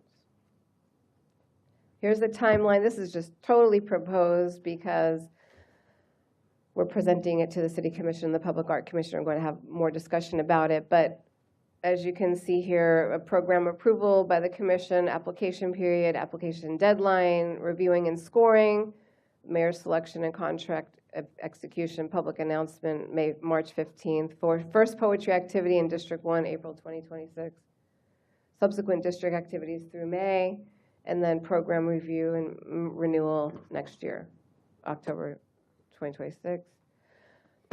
This program will promote literacy, creativity, and cultural inclusivity across our city, preserve and amplify Sanford's living history through poetry, encourage civic engagement through storytelling and performance, position Sanford as a regional leader in arts and culture innovation. So in conclusion, by establishing a Poet Laureate, Sanford becomes a trailblazer in Seminole County, investing in the voices, creativity, and cultural richness of our community. It's a commitment to storytelling, inclusivity, and civic pride, a way to celebrate who we are, honor our past, and inspire a brighter future for all residents.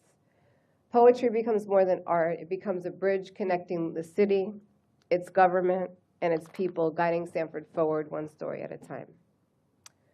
So that is the presentation, and it's an idea, a concept that's been a reality, city in Orlando, and so it would be housed under the Public Art Commission umbrella. It's been presented to the Public Art Commissioners. Cassandra Williams, there's 3 Public Art Commissioners here today, actually, Kim House, Virginia Poe, and Cassandra Williams, who is the contact. She's working with me on this project. And so, are there any questions about this? Lisa, So questions? yes, I love how you all are thinking outside of the box, and I absolutely love everything that the Sanford Art Commission is doing. But for me, representing District 1, I'm going to say absolutely not. The reason why is I think that we should stay focused on the tasks that are working for the city of Sanford. The Arts Commission, what they're doing is phenomenal. I say it all the time. What we're seeing from that commission moving so swiftly and making such a change and seeing tangible things that we're able to see, I so appreciate that. I think the Communications Department, Art Commission, which they're their own separate commission, I'm not telling them what to do.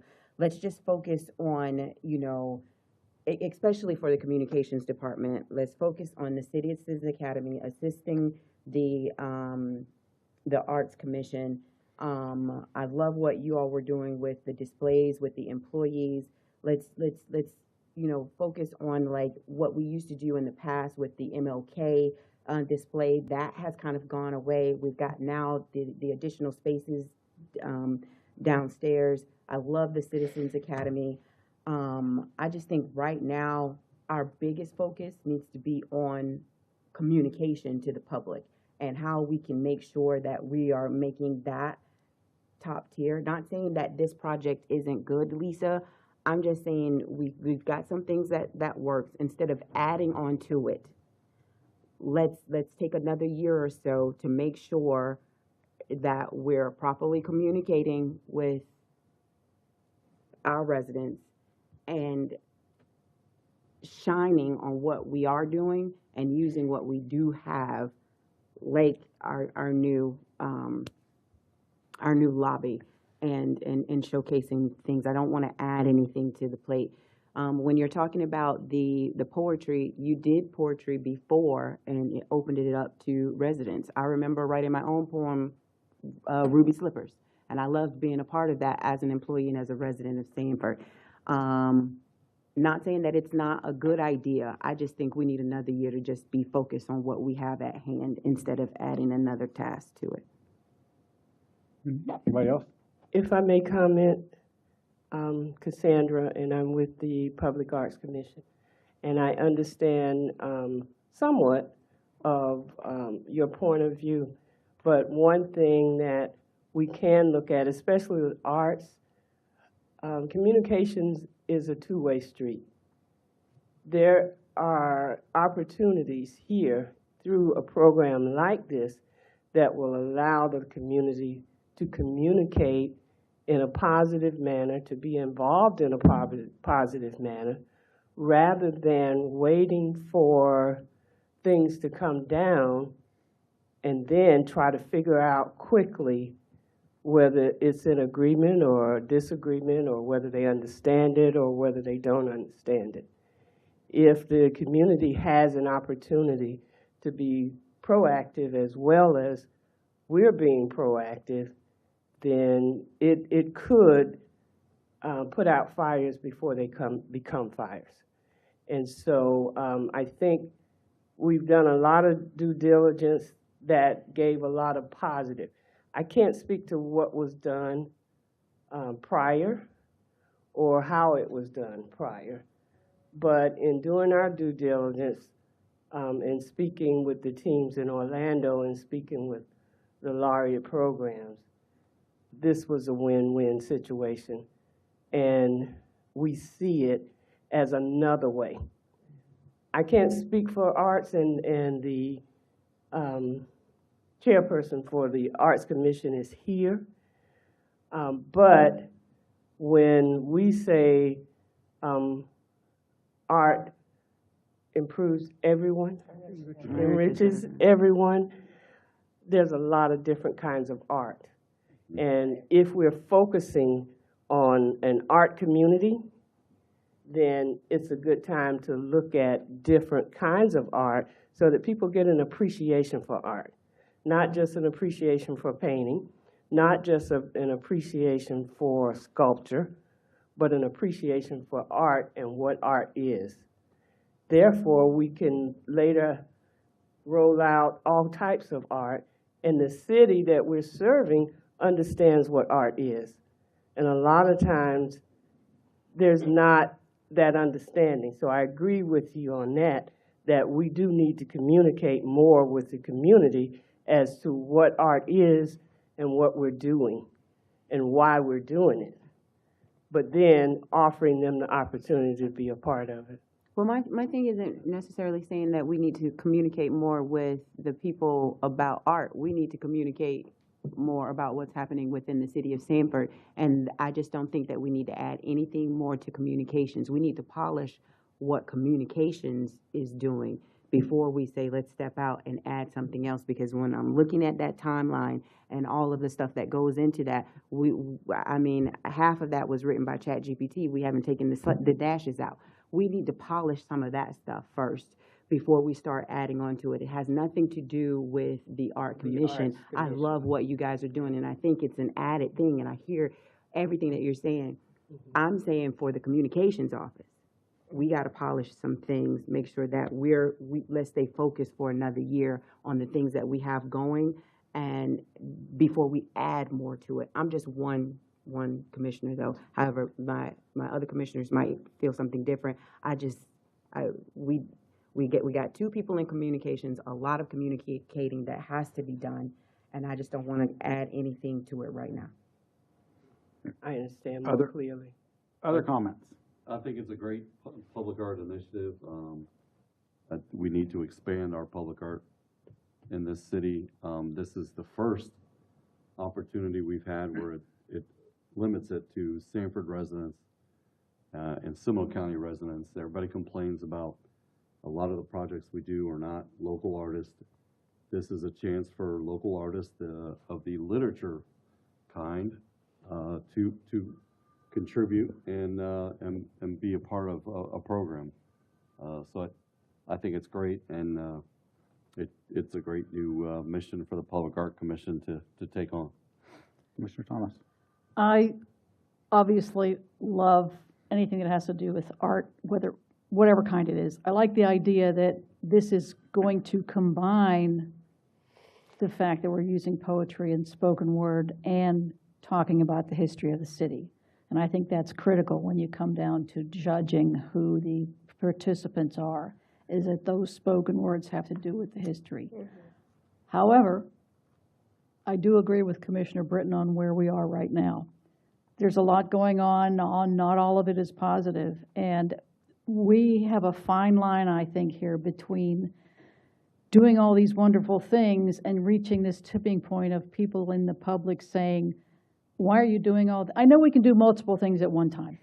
That's not an issue. But we do just have not long into this phase of having an additional person helping you, Lisa.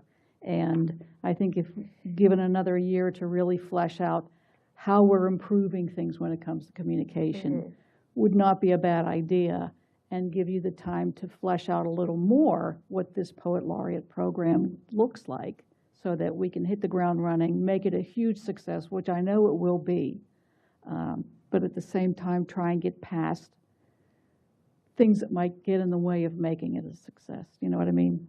In other words, I kind of agree with timing maybe isn't the best to do it right away. I was not sold on this until you had the video of the poet. Yeah, we get someone like that. That is really cool. Now I see your vision.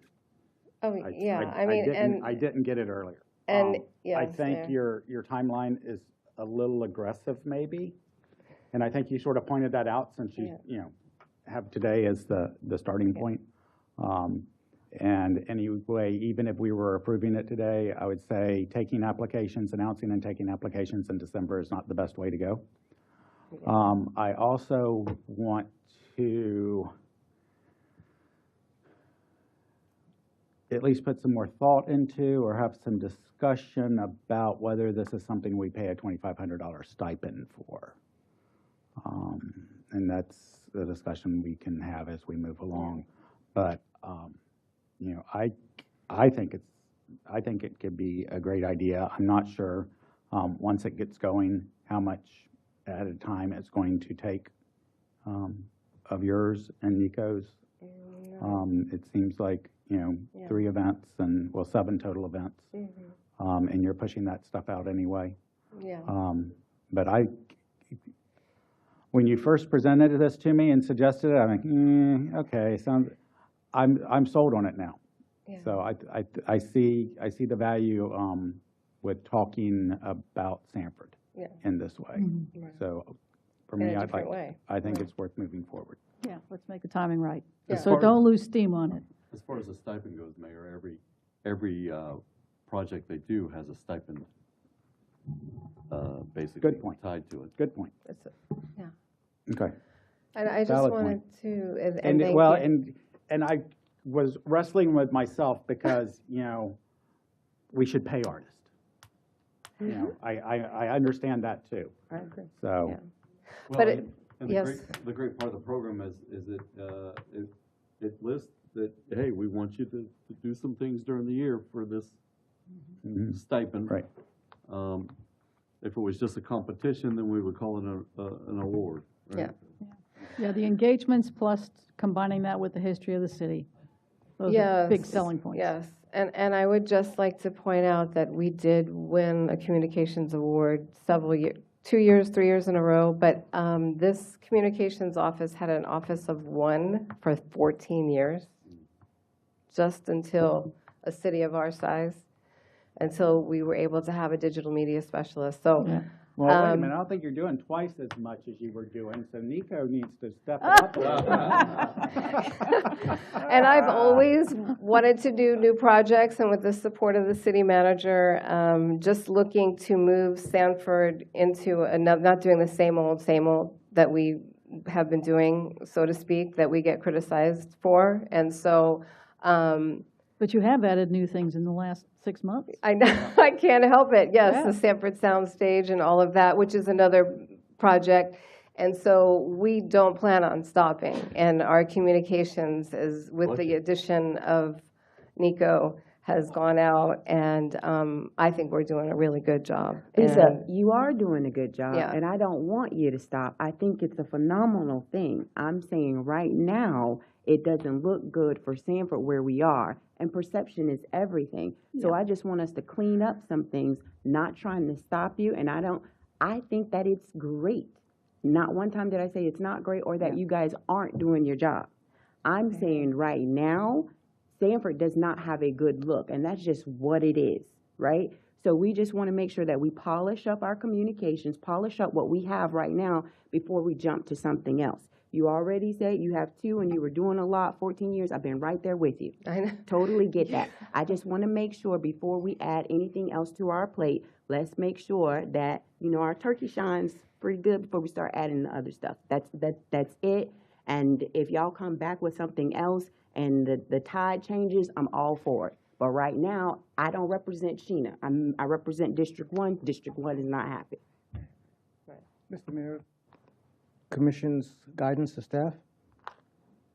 Can you put the requirements back up? Did you say that this hasn't been finalized and vetted by the PAC?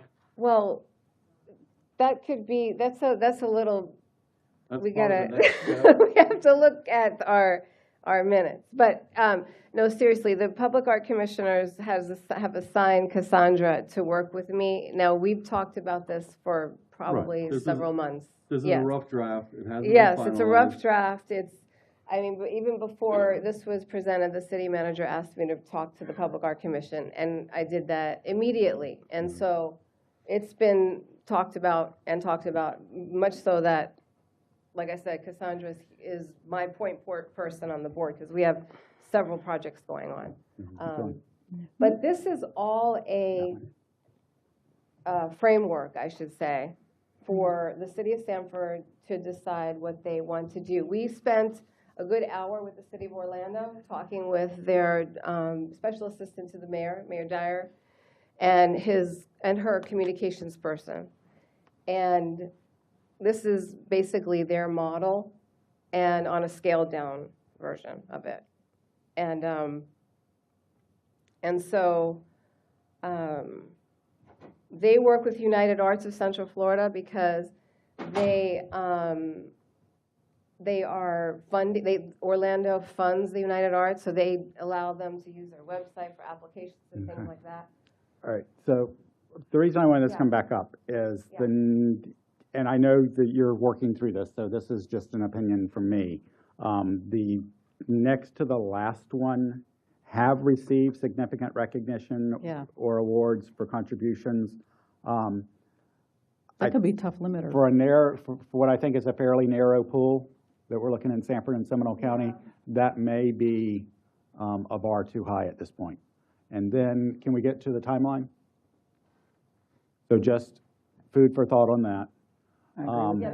Yeah, you know, if you bumped this to, you know, January 10, or whatever January is, or maybe the second, sometime in January, and just move all of that along. Commissioner Britton left. You know, I feel, you know, we keep doing good stuff. Will there always be things that people complain about in the city of Sanford? Yes. Will there always be things that we need to fix? Yes. Should there always be things we're looking to do that are better? Yes. So I would like to move this along. I think we kick it off in February, because that's when a lot of us put out our best poetry. Okay. I didn't know Everybody's you were going, that's a good Jerry, start. do you not? Mr. Raimondo, do you not? Mr. Mayor. Every February. Bentley? We're gonna have, no, but the reason for the 4 numbers was to do something in each district, actually. So if we don't start in District 1, we could start in another district, but whatever Well, timeline. what we're going to do, Mr. Mayor, and if it's with the consent of the commission, is come back to the commission, the second meeting in January, with a revised timetable, allowing Lisa to work with the Public Art Commission and final this up. Okay. Okay? And maybe we do the districts backwards so that we get the opportunity to practice before Commissioner Britton ends up in her town. I'd go along with that. That's one of the revisions. I'm essentially asking for more work. I don't have to do this. You're right. Yeah, exactly. But in the meantime, I just think it's really a good look for the city of Sanford Mayor. Yeah, Mr. Mayor, members of the commission, when Lisa approached me to it, I thought it was a good idea to show Sanford different than the other cities in Seminole County. I'm just fearful nobody's going to beat Bentley. He wins it every year, and, you know, I don't know. He's ineligible. I know. Oh, is he? Awesome. There you are. Hey, we're the only ones with a Tiny Desk concert already, so. Thank you, Lisa. So there is All right, that. thank you. Okay, Second meeting in January. okay. Okay. Thank you. Great. And special events. Yes, Mr. Mayor, members of the commission, while this is shown as Lisa Jones, I would like to ask for both Lisa and Jennifer to come, but I wanted to start this. What we have had is that the city commission will approve a special event, and you have to do so 60 days ahead of time. That way they know that they're not supposed to be advertising or doing anything until they have the city commission's approval. What we have been finding is that there are some applicants that, while they're supposed to have everything in terms of certificate of insurance and other things done before 10 days before the event, that some of them are not. Some of them are doing almost a day before. Jennifer has to track them down. Some of them are simply not doing it at all. And they've been approved by the commission, and we have incidents where they've advertised, and there could be hundreds of people coming to an event, and they have not provided the city with the proper insurance. So the question that we wanted to raise with the city commission today is, what do we do in a case like that? Because it's not simply saying they don't have permission and have the police go and say, shut it down, because then we get the black eye. And these would be some of the same people who are quick to say it's always our fault.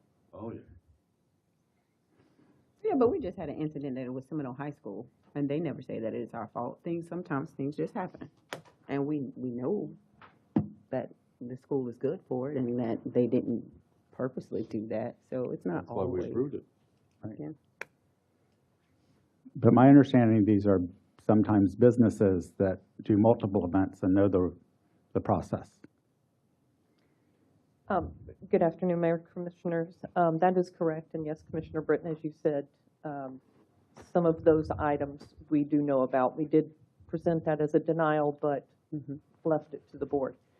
One of the things I think it's important to highlight is that some of these events that grow quite large fail to provide the proper insurance, as Mr. Bonaparte was saying. And that gives us pause, because then there's a lot of liability out there. We had an event this year that not only didn't provide the general liability, but failed to provide alcohol insurance. And in that case, it wasn't that we were going to go in and just shut down the entire event. It was the outside footprint. But some people choose just not to participate. And therein lies the problem for all of us as a city. Is it possible to require at least the insurance certificate before commission approval? We can, and Jen, correct me if I'm wrong, many businesses will carry that general liability. Sometimes they have the alcohol as well, or sometimes they're getting it specifically for this event. But perhaps so they wouldn't get it that far out unless it's a 3-day policy, but we can certainly enact that and see what sort of feedback we get. That makes more sense. Well, I don't know how it works, if they have to pay additional funding for it being out that far out. I don't know, but it seems like it makes more sense for it to be presented to us than to have Jennifer and Chief them to be the bad guy out there shutting stuff down.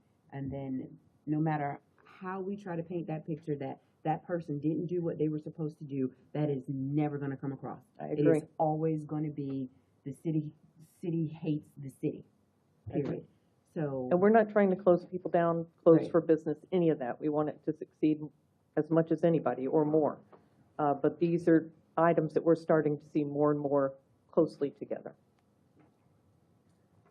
So this is not a situation of we need to communicate the requirements sooner or do anything differently from our perspective. No, there are people that are blatantly not following They're our gaming rules. the system. Yes. Yeah. They're some of the same people we have trouble with building permits. Imagine that. then These are not new requirements. I think basically we just wanted to make the board aware that if we come to you with a denial, or if you should hear about this, that we've denied or said that you have to get this, that you'll know what's currently taking place. And we can do that if it's a repeat where they haven't for a prior event. But again, we have situations where for the event upcoming, they simply refuse to provide us with the documentations that they've been requested to provide. Well, then So- can you, I'm sorry, Patrick, go ahead. Well, you had started before me. Then can you make it to where they cannot apply at the next event? So if they had the event, they went through it, they didn't do what they were supposed to, that says that you cannot apply for 2026. We can look at, that's why we're having the discussion with the commission. Okay. Yeah. If they are a offender, for lack of a better term, if they did not previously do what they were supposed to do, they are not eligible to proceed for a new event until they show proof.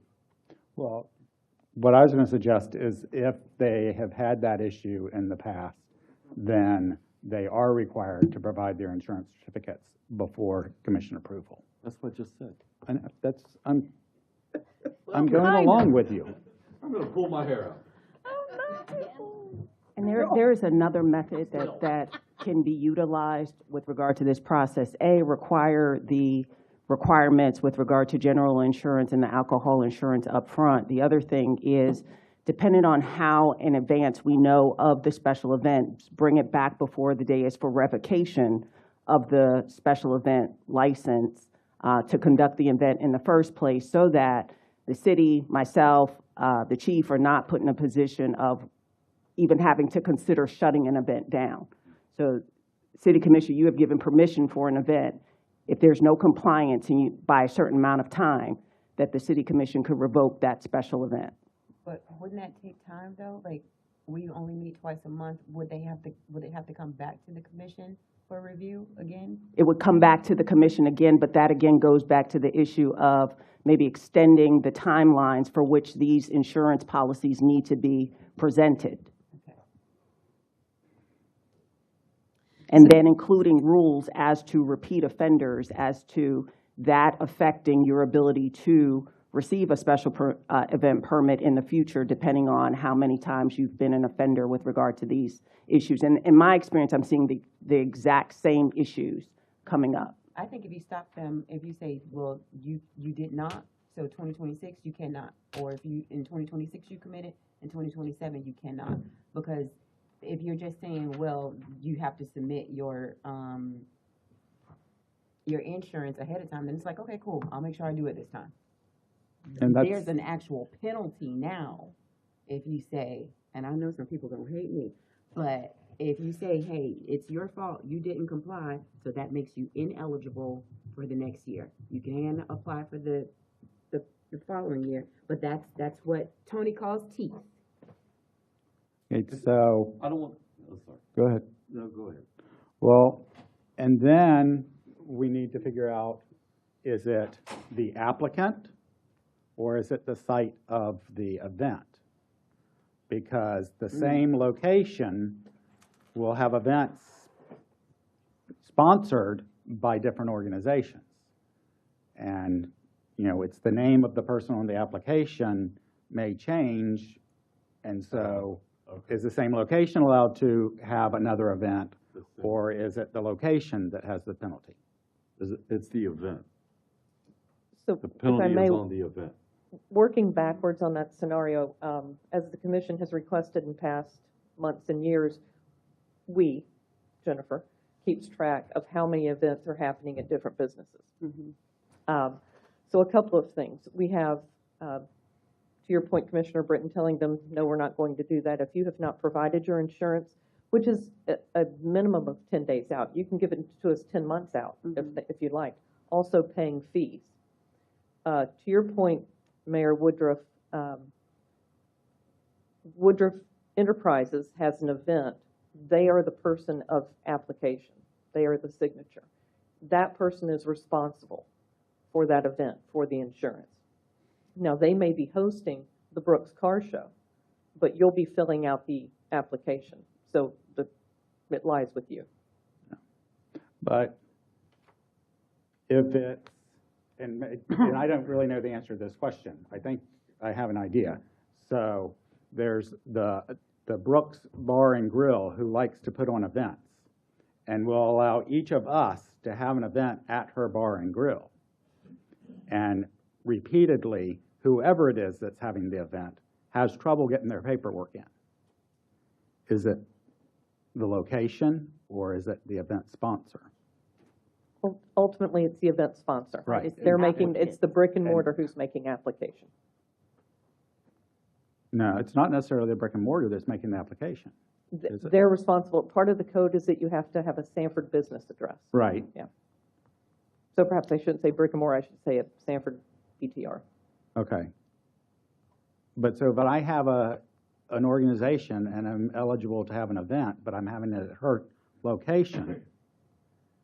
And I don't do my paperwork. Can Commissioner Thomas's organization have an event at her at location? the same Place. event, right? You just passing the buck. Yeah. Oh, Right. okay. I get A it. new kind of Yeah. gaming the system. Yeah. See, that's what I think is going to happen. Yeah. Yeah. And Jen, jump in, but ultimately, it's going to be Brooks Bar and Grill, Okay. as it always is, that, Okay, that's what I Yes, want to make sure. right. It's the location that faces yes.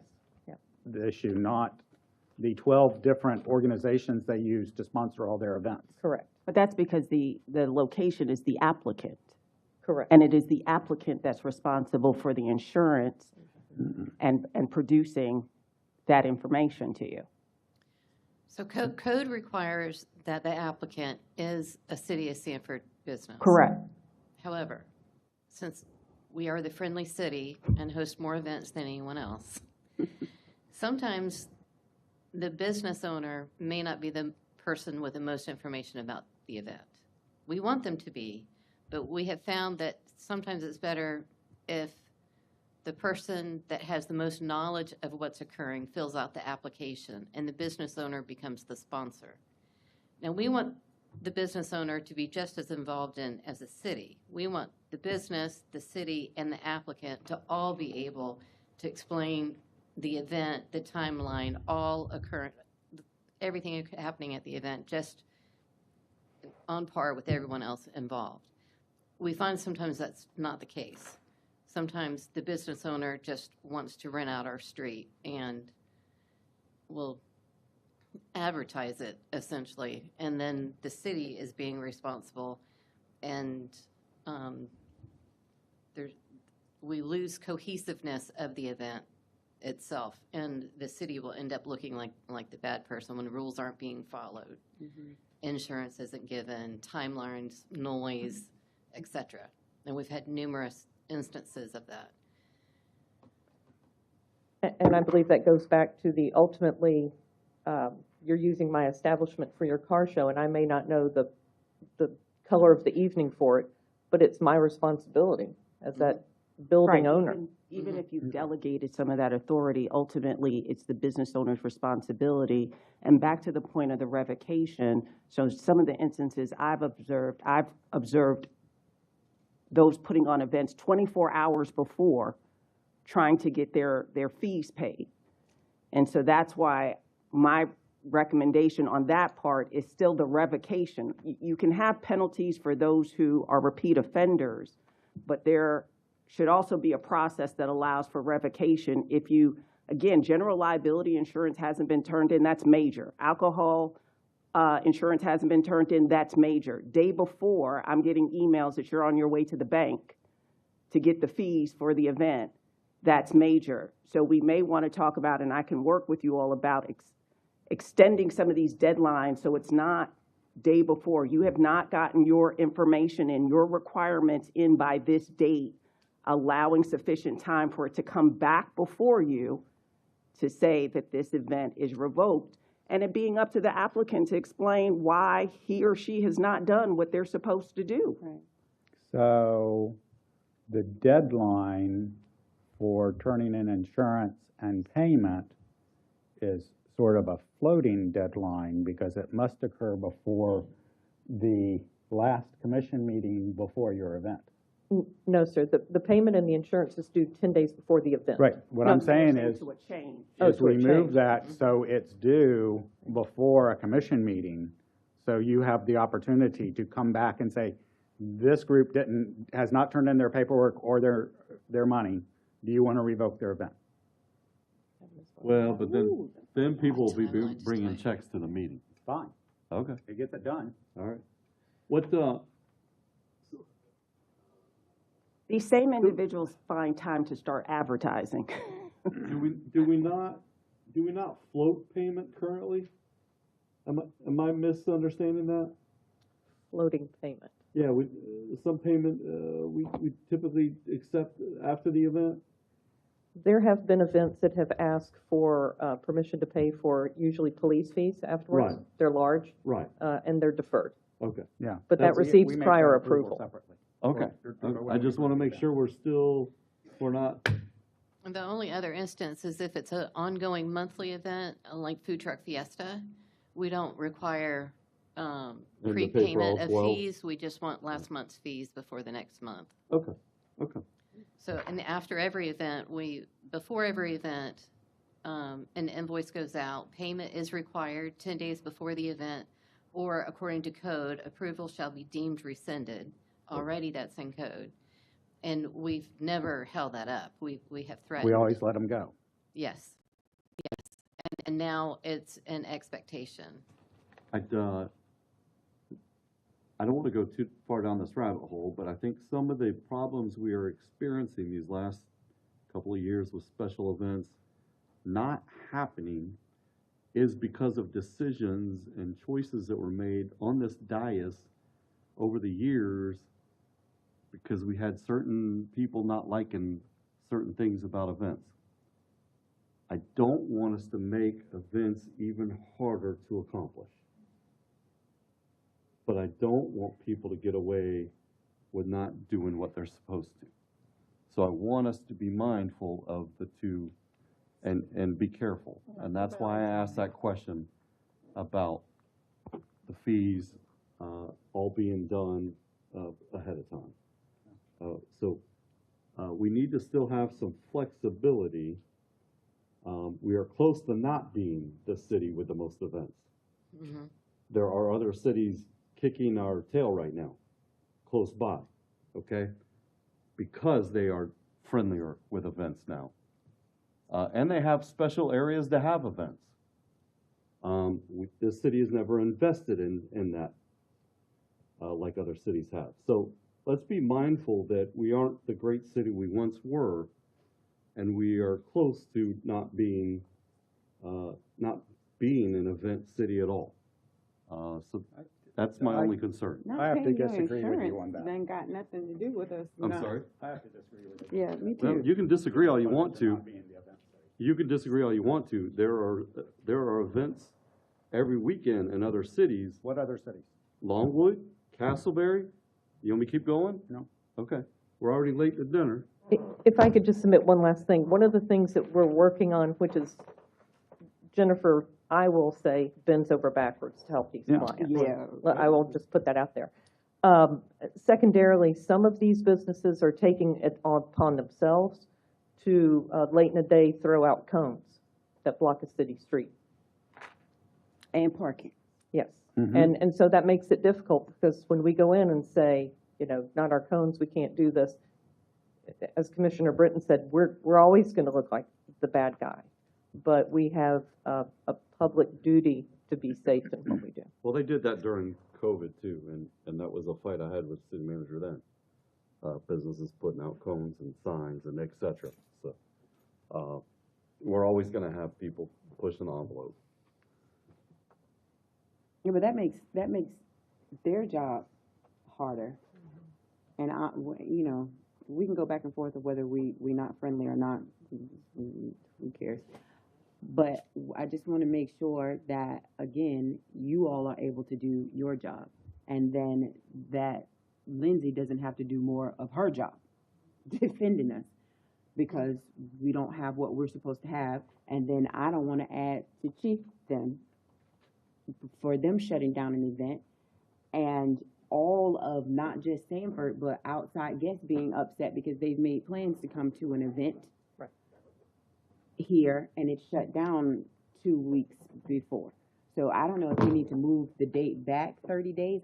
This one is a tough one, and I don't know how we're going to be able to have this discussion or finish it tonight.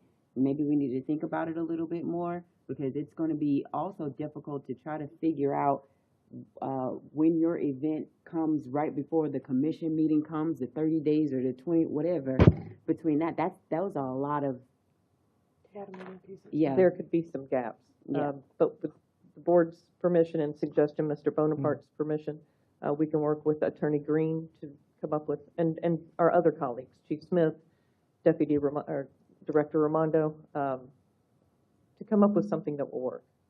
I think first step is, when you have a location that we have had this problem with, we require the insurance before the commission approves it, rather than saying you can't have one for another year, or we're going to bring it back to the commission and rescind it, or say, you got to have your paperwork up front. Right. And if they don't do that, then it never gets to us for approval. And I don't know how that may require a change in code or just a change in policy, that But it does come to if us. someone has failed to meet a deadline in the past, then they have to submit in advance. I But think don't they that's come our to us? easiest first step. Don't they come to us even if you come to us as a denial? Yes, ma'am. Okay. Yeah. So it still come to us. So, all right. I do have some interesting stats I would like to share that Jennifer provided with me. And I have not had the time I wanted to dig into this really deep, because I found it surprising. In 2022, there are 127 events that cost a total of $162,000. Okay? Years later, with our cost escalating so much and making it so difficult to have events, in 2025, we had 187 events, and the total cost was $3,000 less. So I know some events have increased in cost because they've gotten bigger, and I'm going to dig into this some more, but I thought it was very interesting that we added 60 events over 4 years, and the total cost charged to the events went down by several $1,000s. Yeah, but, okay. Liars figure and figures lie. That we have a lot of special events that aren't costing much at all. And That is true. we've got businesses having to do special events in their own damn parking lot. So this is a lot different than back in 2022. I am hungry. Okay. Okay, Anything else on events? All right. thank you.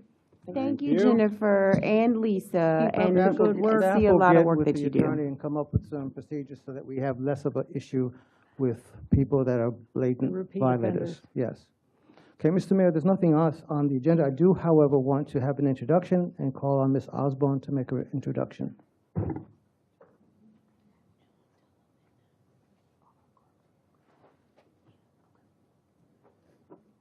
Hello, good evening, Mayor, City Commission, Mr. Bonaparte, and City Attorney. I am pleased to announce our new Community Development Block Grant Coordinator, Ms. Tiara Hardaway. She joins us. She's worked with Winter Park Housing Authority, as well as the Choice Neighborhood Initiative with Department of Housing and Urban Development. So I will let Tiara tell you a little bit more about herself. Thank you, Nikki, and good afternoon. I won't keep you too long. I know you're ready for lunch. Tiara Hardaway, again, I have experience in community development, affordable housing management, and neighborhood revitalization. As she said, I worked with the Choice Neighborhoods program with HUD, and then I also worked with the state of Texas on their home program. I was the manager there, and then with the city of Winter Park, I was their deputy director for about 9 years. So I am passionate about helping this community. I look forward to providing my experience and some new ideas to the Community Development Block Program grant, and looking forward to work with my counterparts at the city manager's office. Okay. Super. Welcome. Thank Welcome, you. Tiara. Thank Tiara, you. Tiara, Tiara. Tiara. Got it. Okay. Welcome to the city. Thank you All for right. having me. Thank you. Only that it is 6:15, and we have tonight a number of programs where a number of residents will be coming to be here at 7. Okay. All right, I had 2 things that I wanted to bring up real quick. One, I went to the cleanup, they had downtown on Sunday. 65 people showed up, went really well, and as I'm walking around thinking, we really need to do this, not just downtown, but elsewhere in the city. So I was just going to throw out as a thought, if commissioners wanted to try to organize something on that same Sunday, and there'd be a location in every district other than just downtown, that there's a cleanup going on. So I'm just tossing that as an idea out for y'all to think about. As a longtime participant of that program, we've tried that before. I know, and we've tried different It things. did not work. Downtown seems to be a popular spot. Okay. Because we are popular. At the December 8th meeting, is it December 8th, we're doing the Goldsboro quilt, and I have planned, we'll be doing well, at this point, it would be a proclamation because it would be me doing it. And part of that will be an apology related to the annexation of Goldsboro. I did want to see if y'all wanted to make that a resolution instead of a proclamation that would be voted on by the commission. I like that idea. So rather than me stating it, it would be the city commission stating it. So that doesn't have to be decided right now, but it would need to be decided before December 8th. Before the paperwork's done. Yeah. So it'd be the same language. So we have pretty to much, apply for a permit but- to agree to that? And logistically, it would probably be that I would read it because the presentation's at 6, and then at the meeting, present it for a vote. And we would just explain that this is the resolution that's going to be presented at the meeting tonight. Did the members of Goldsboro ask for that? No?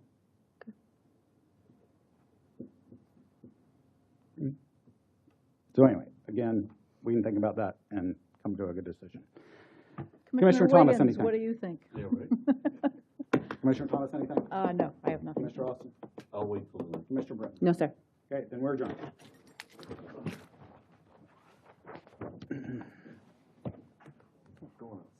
Well, I gotta come back. It's way warmer in here than it is outside.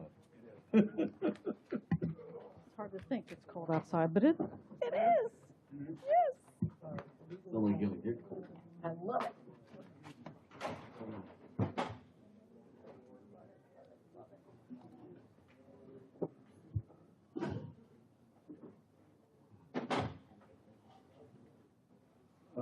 Yeah, I was gonna grab it Now on it's my way safe to up. go back the normal route upstairs? Yes. It is, the usual way, sir. Tony's horrible project was done? You like the elevator? Ah. The regular stairs? Yeah. I know, right? It's been long enough.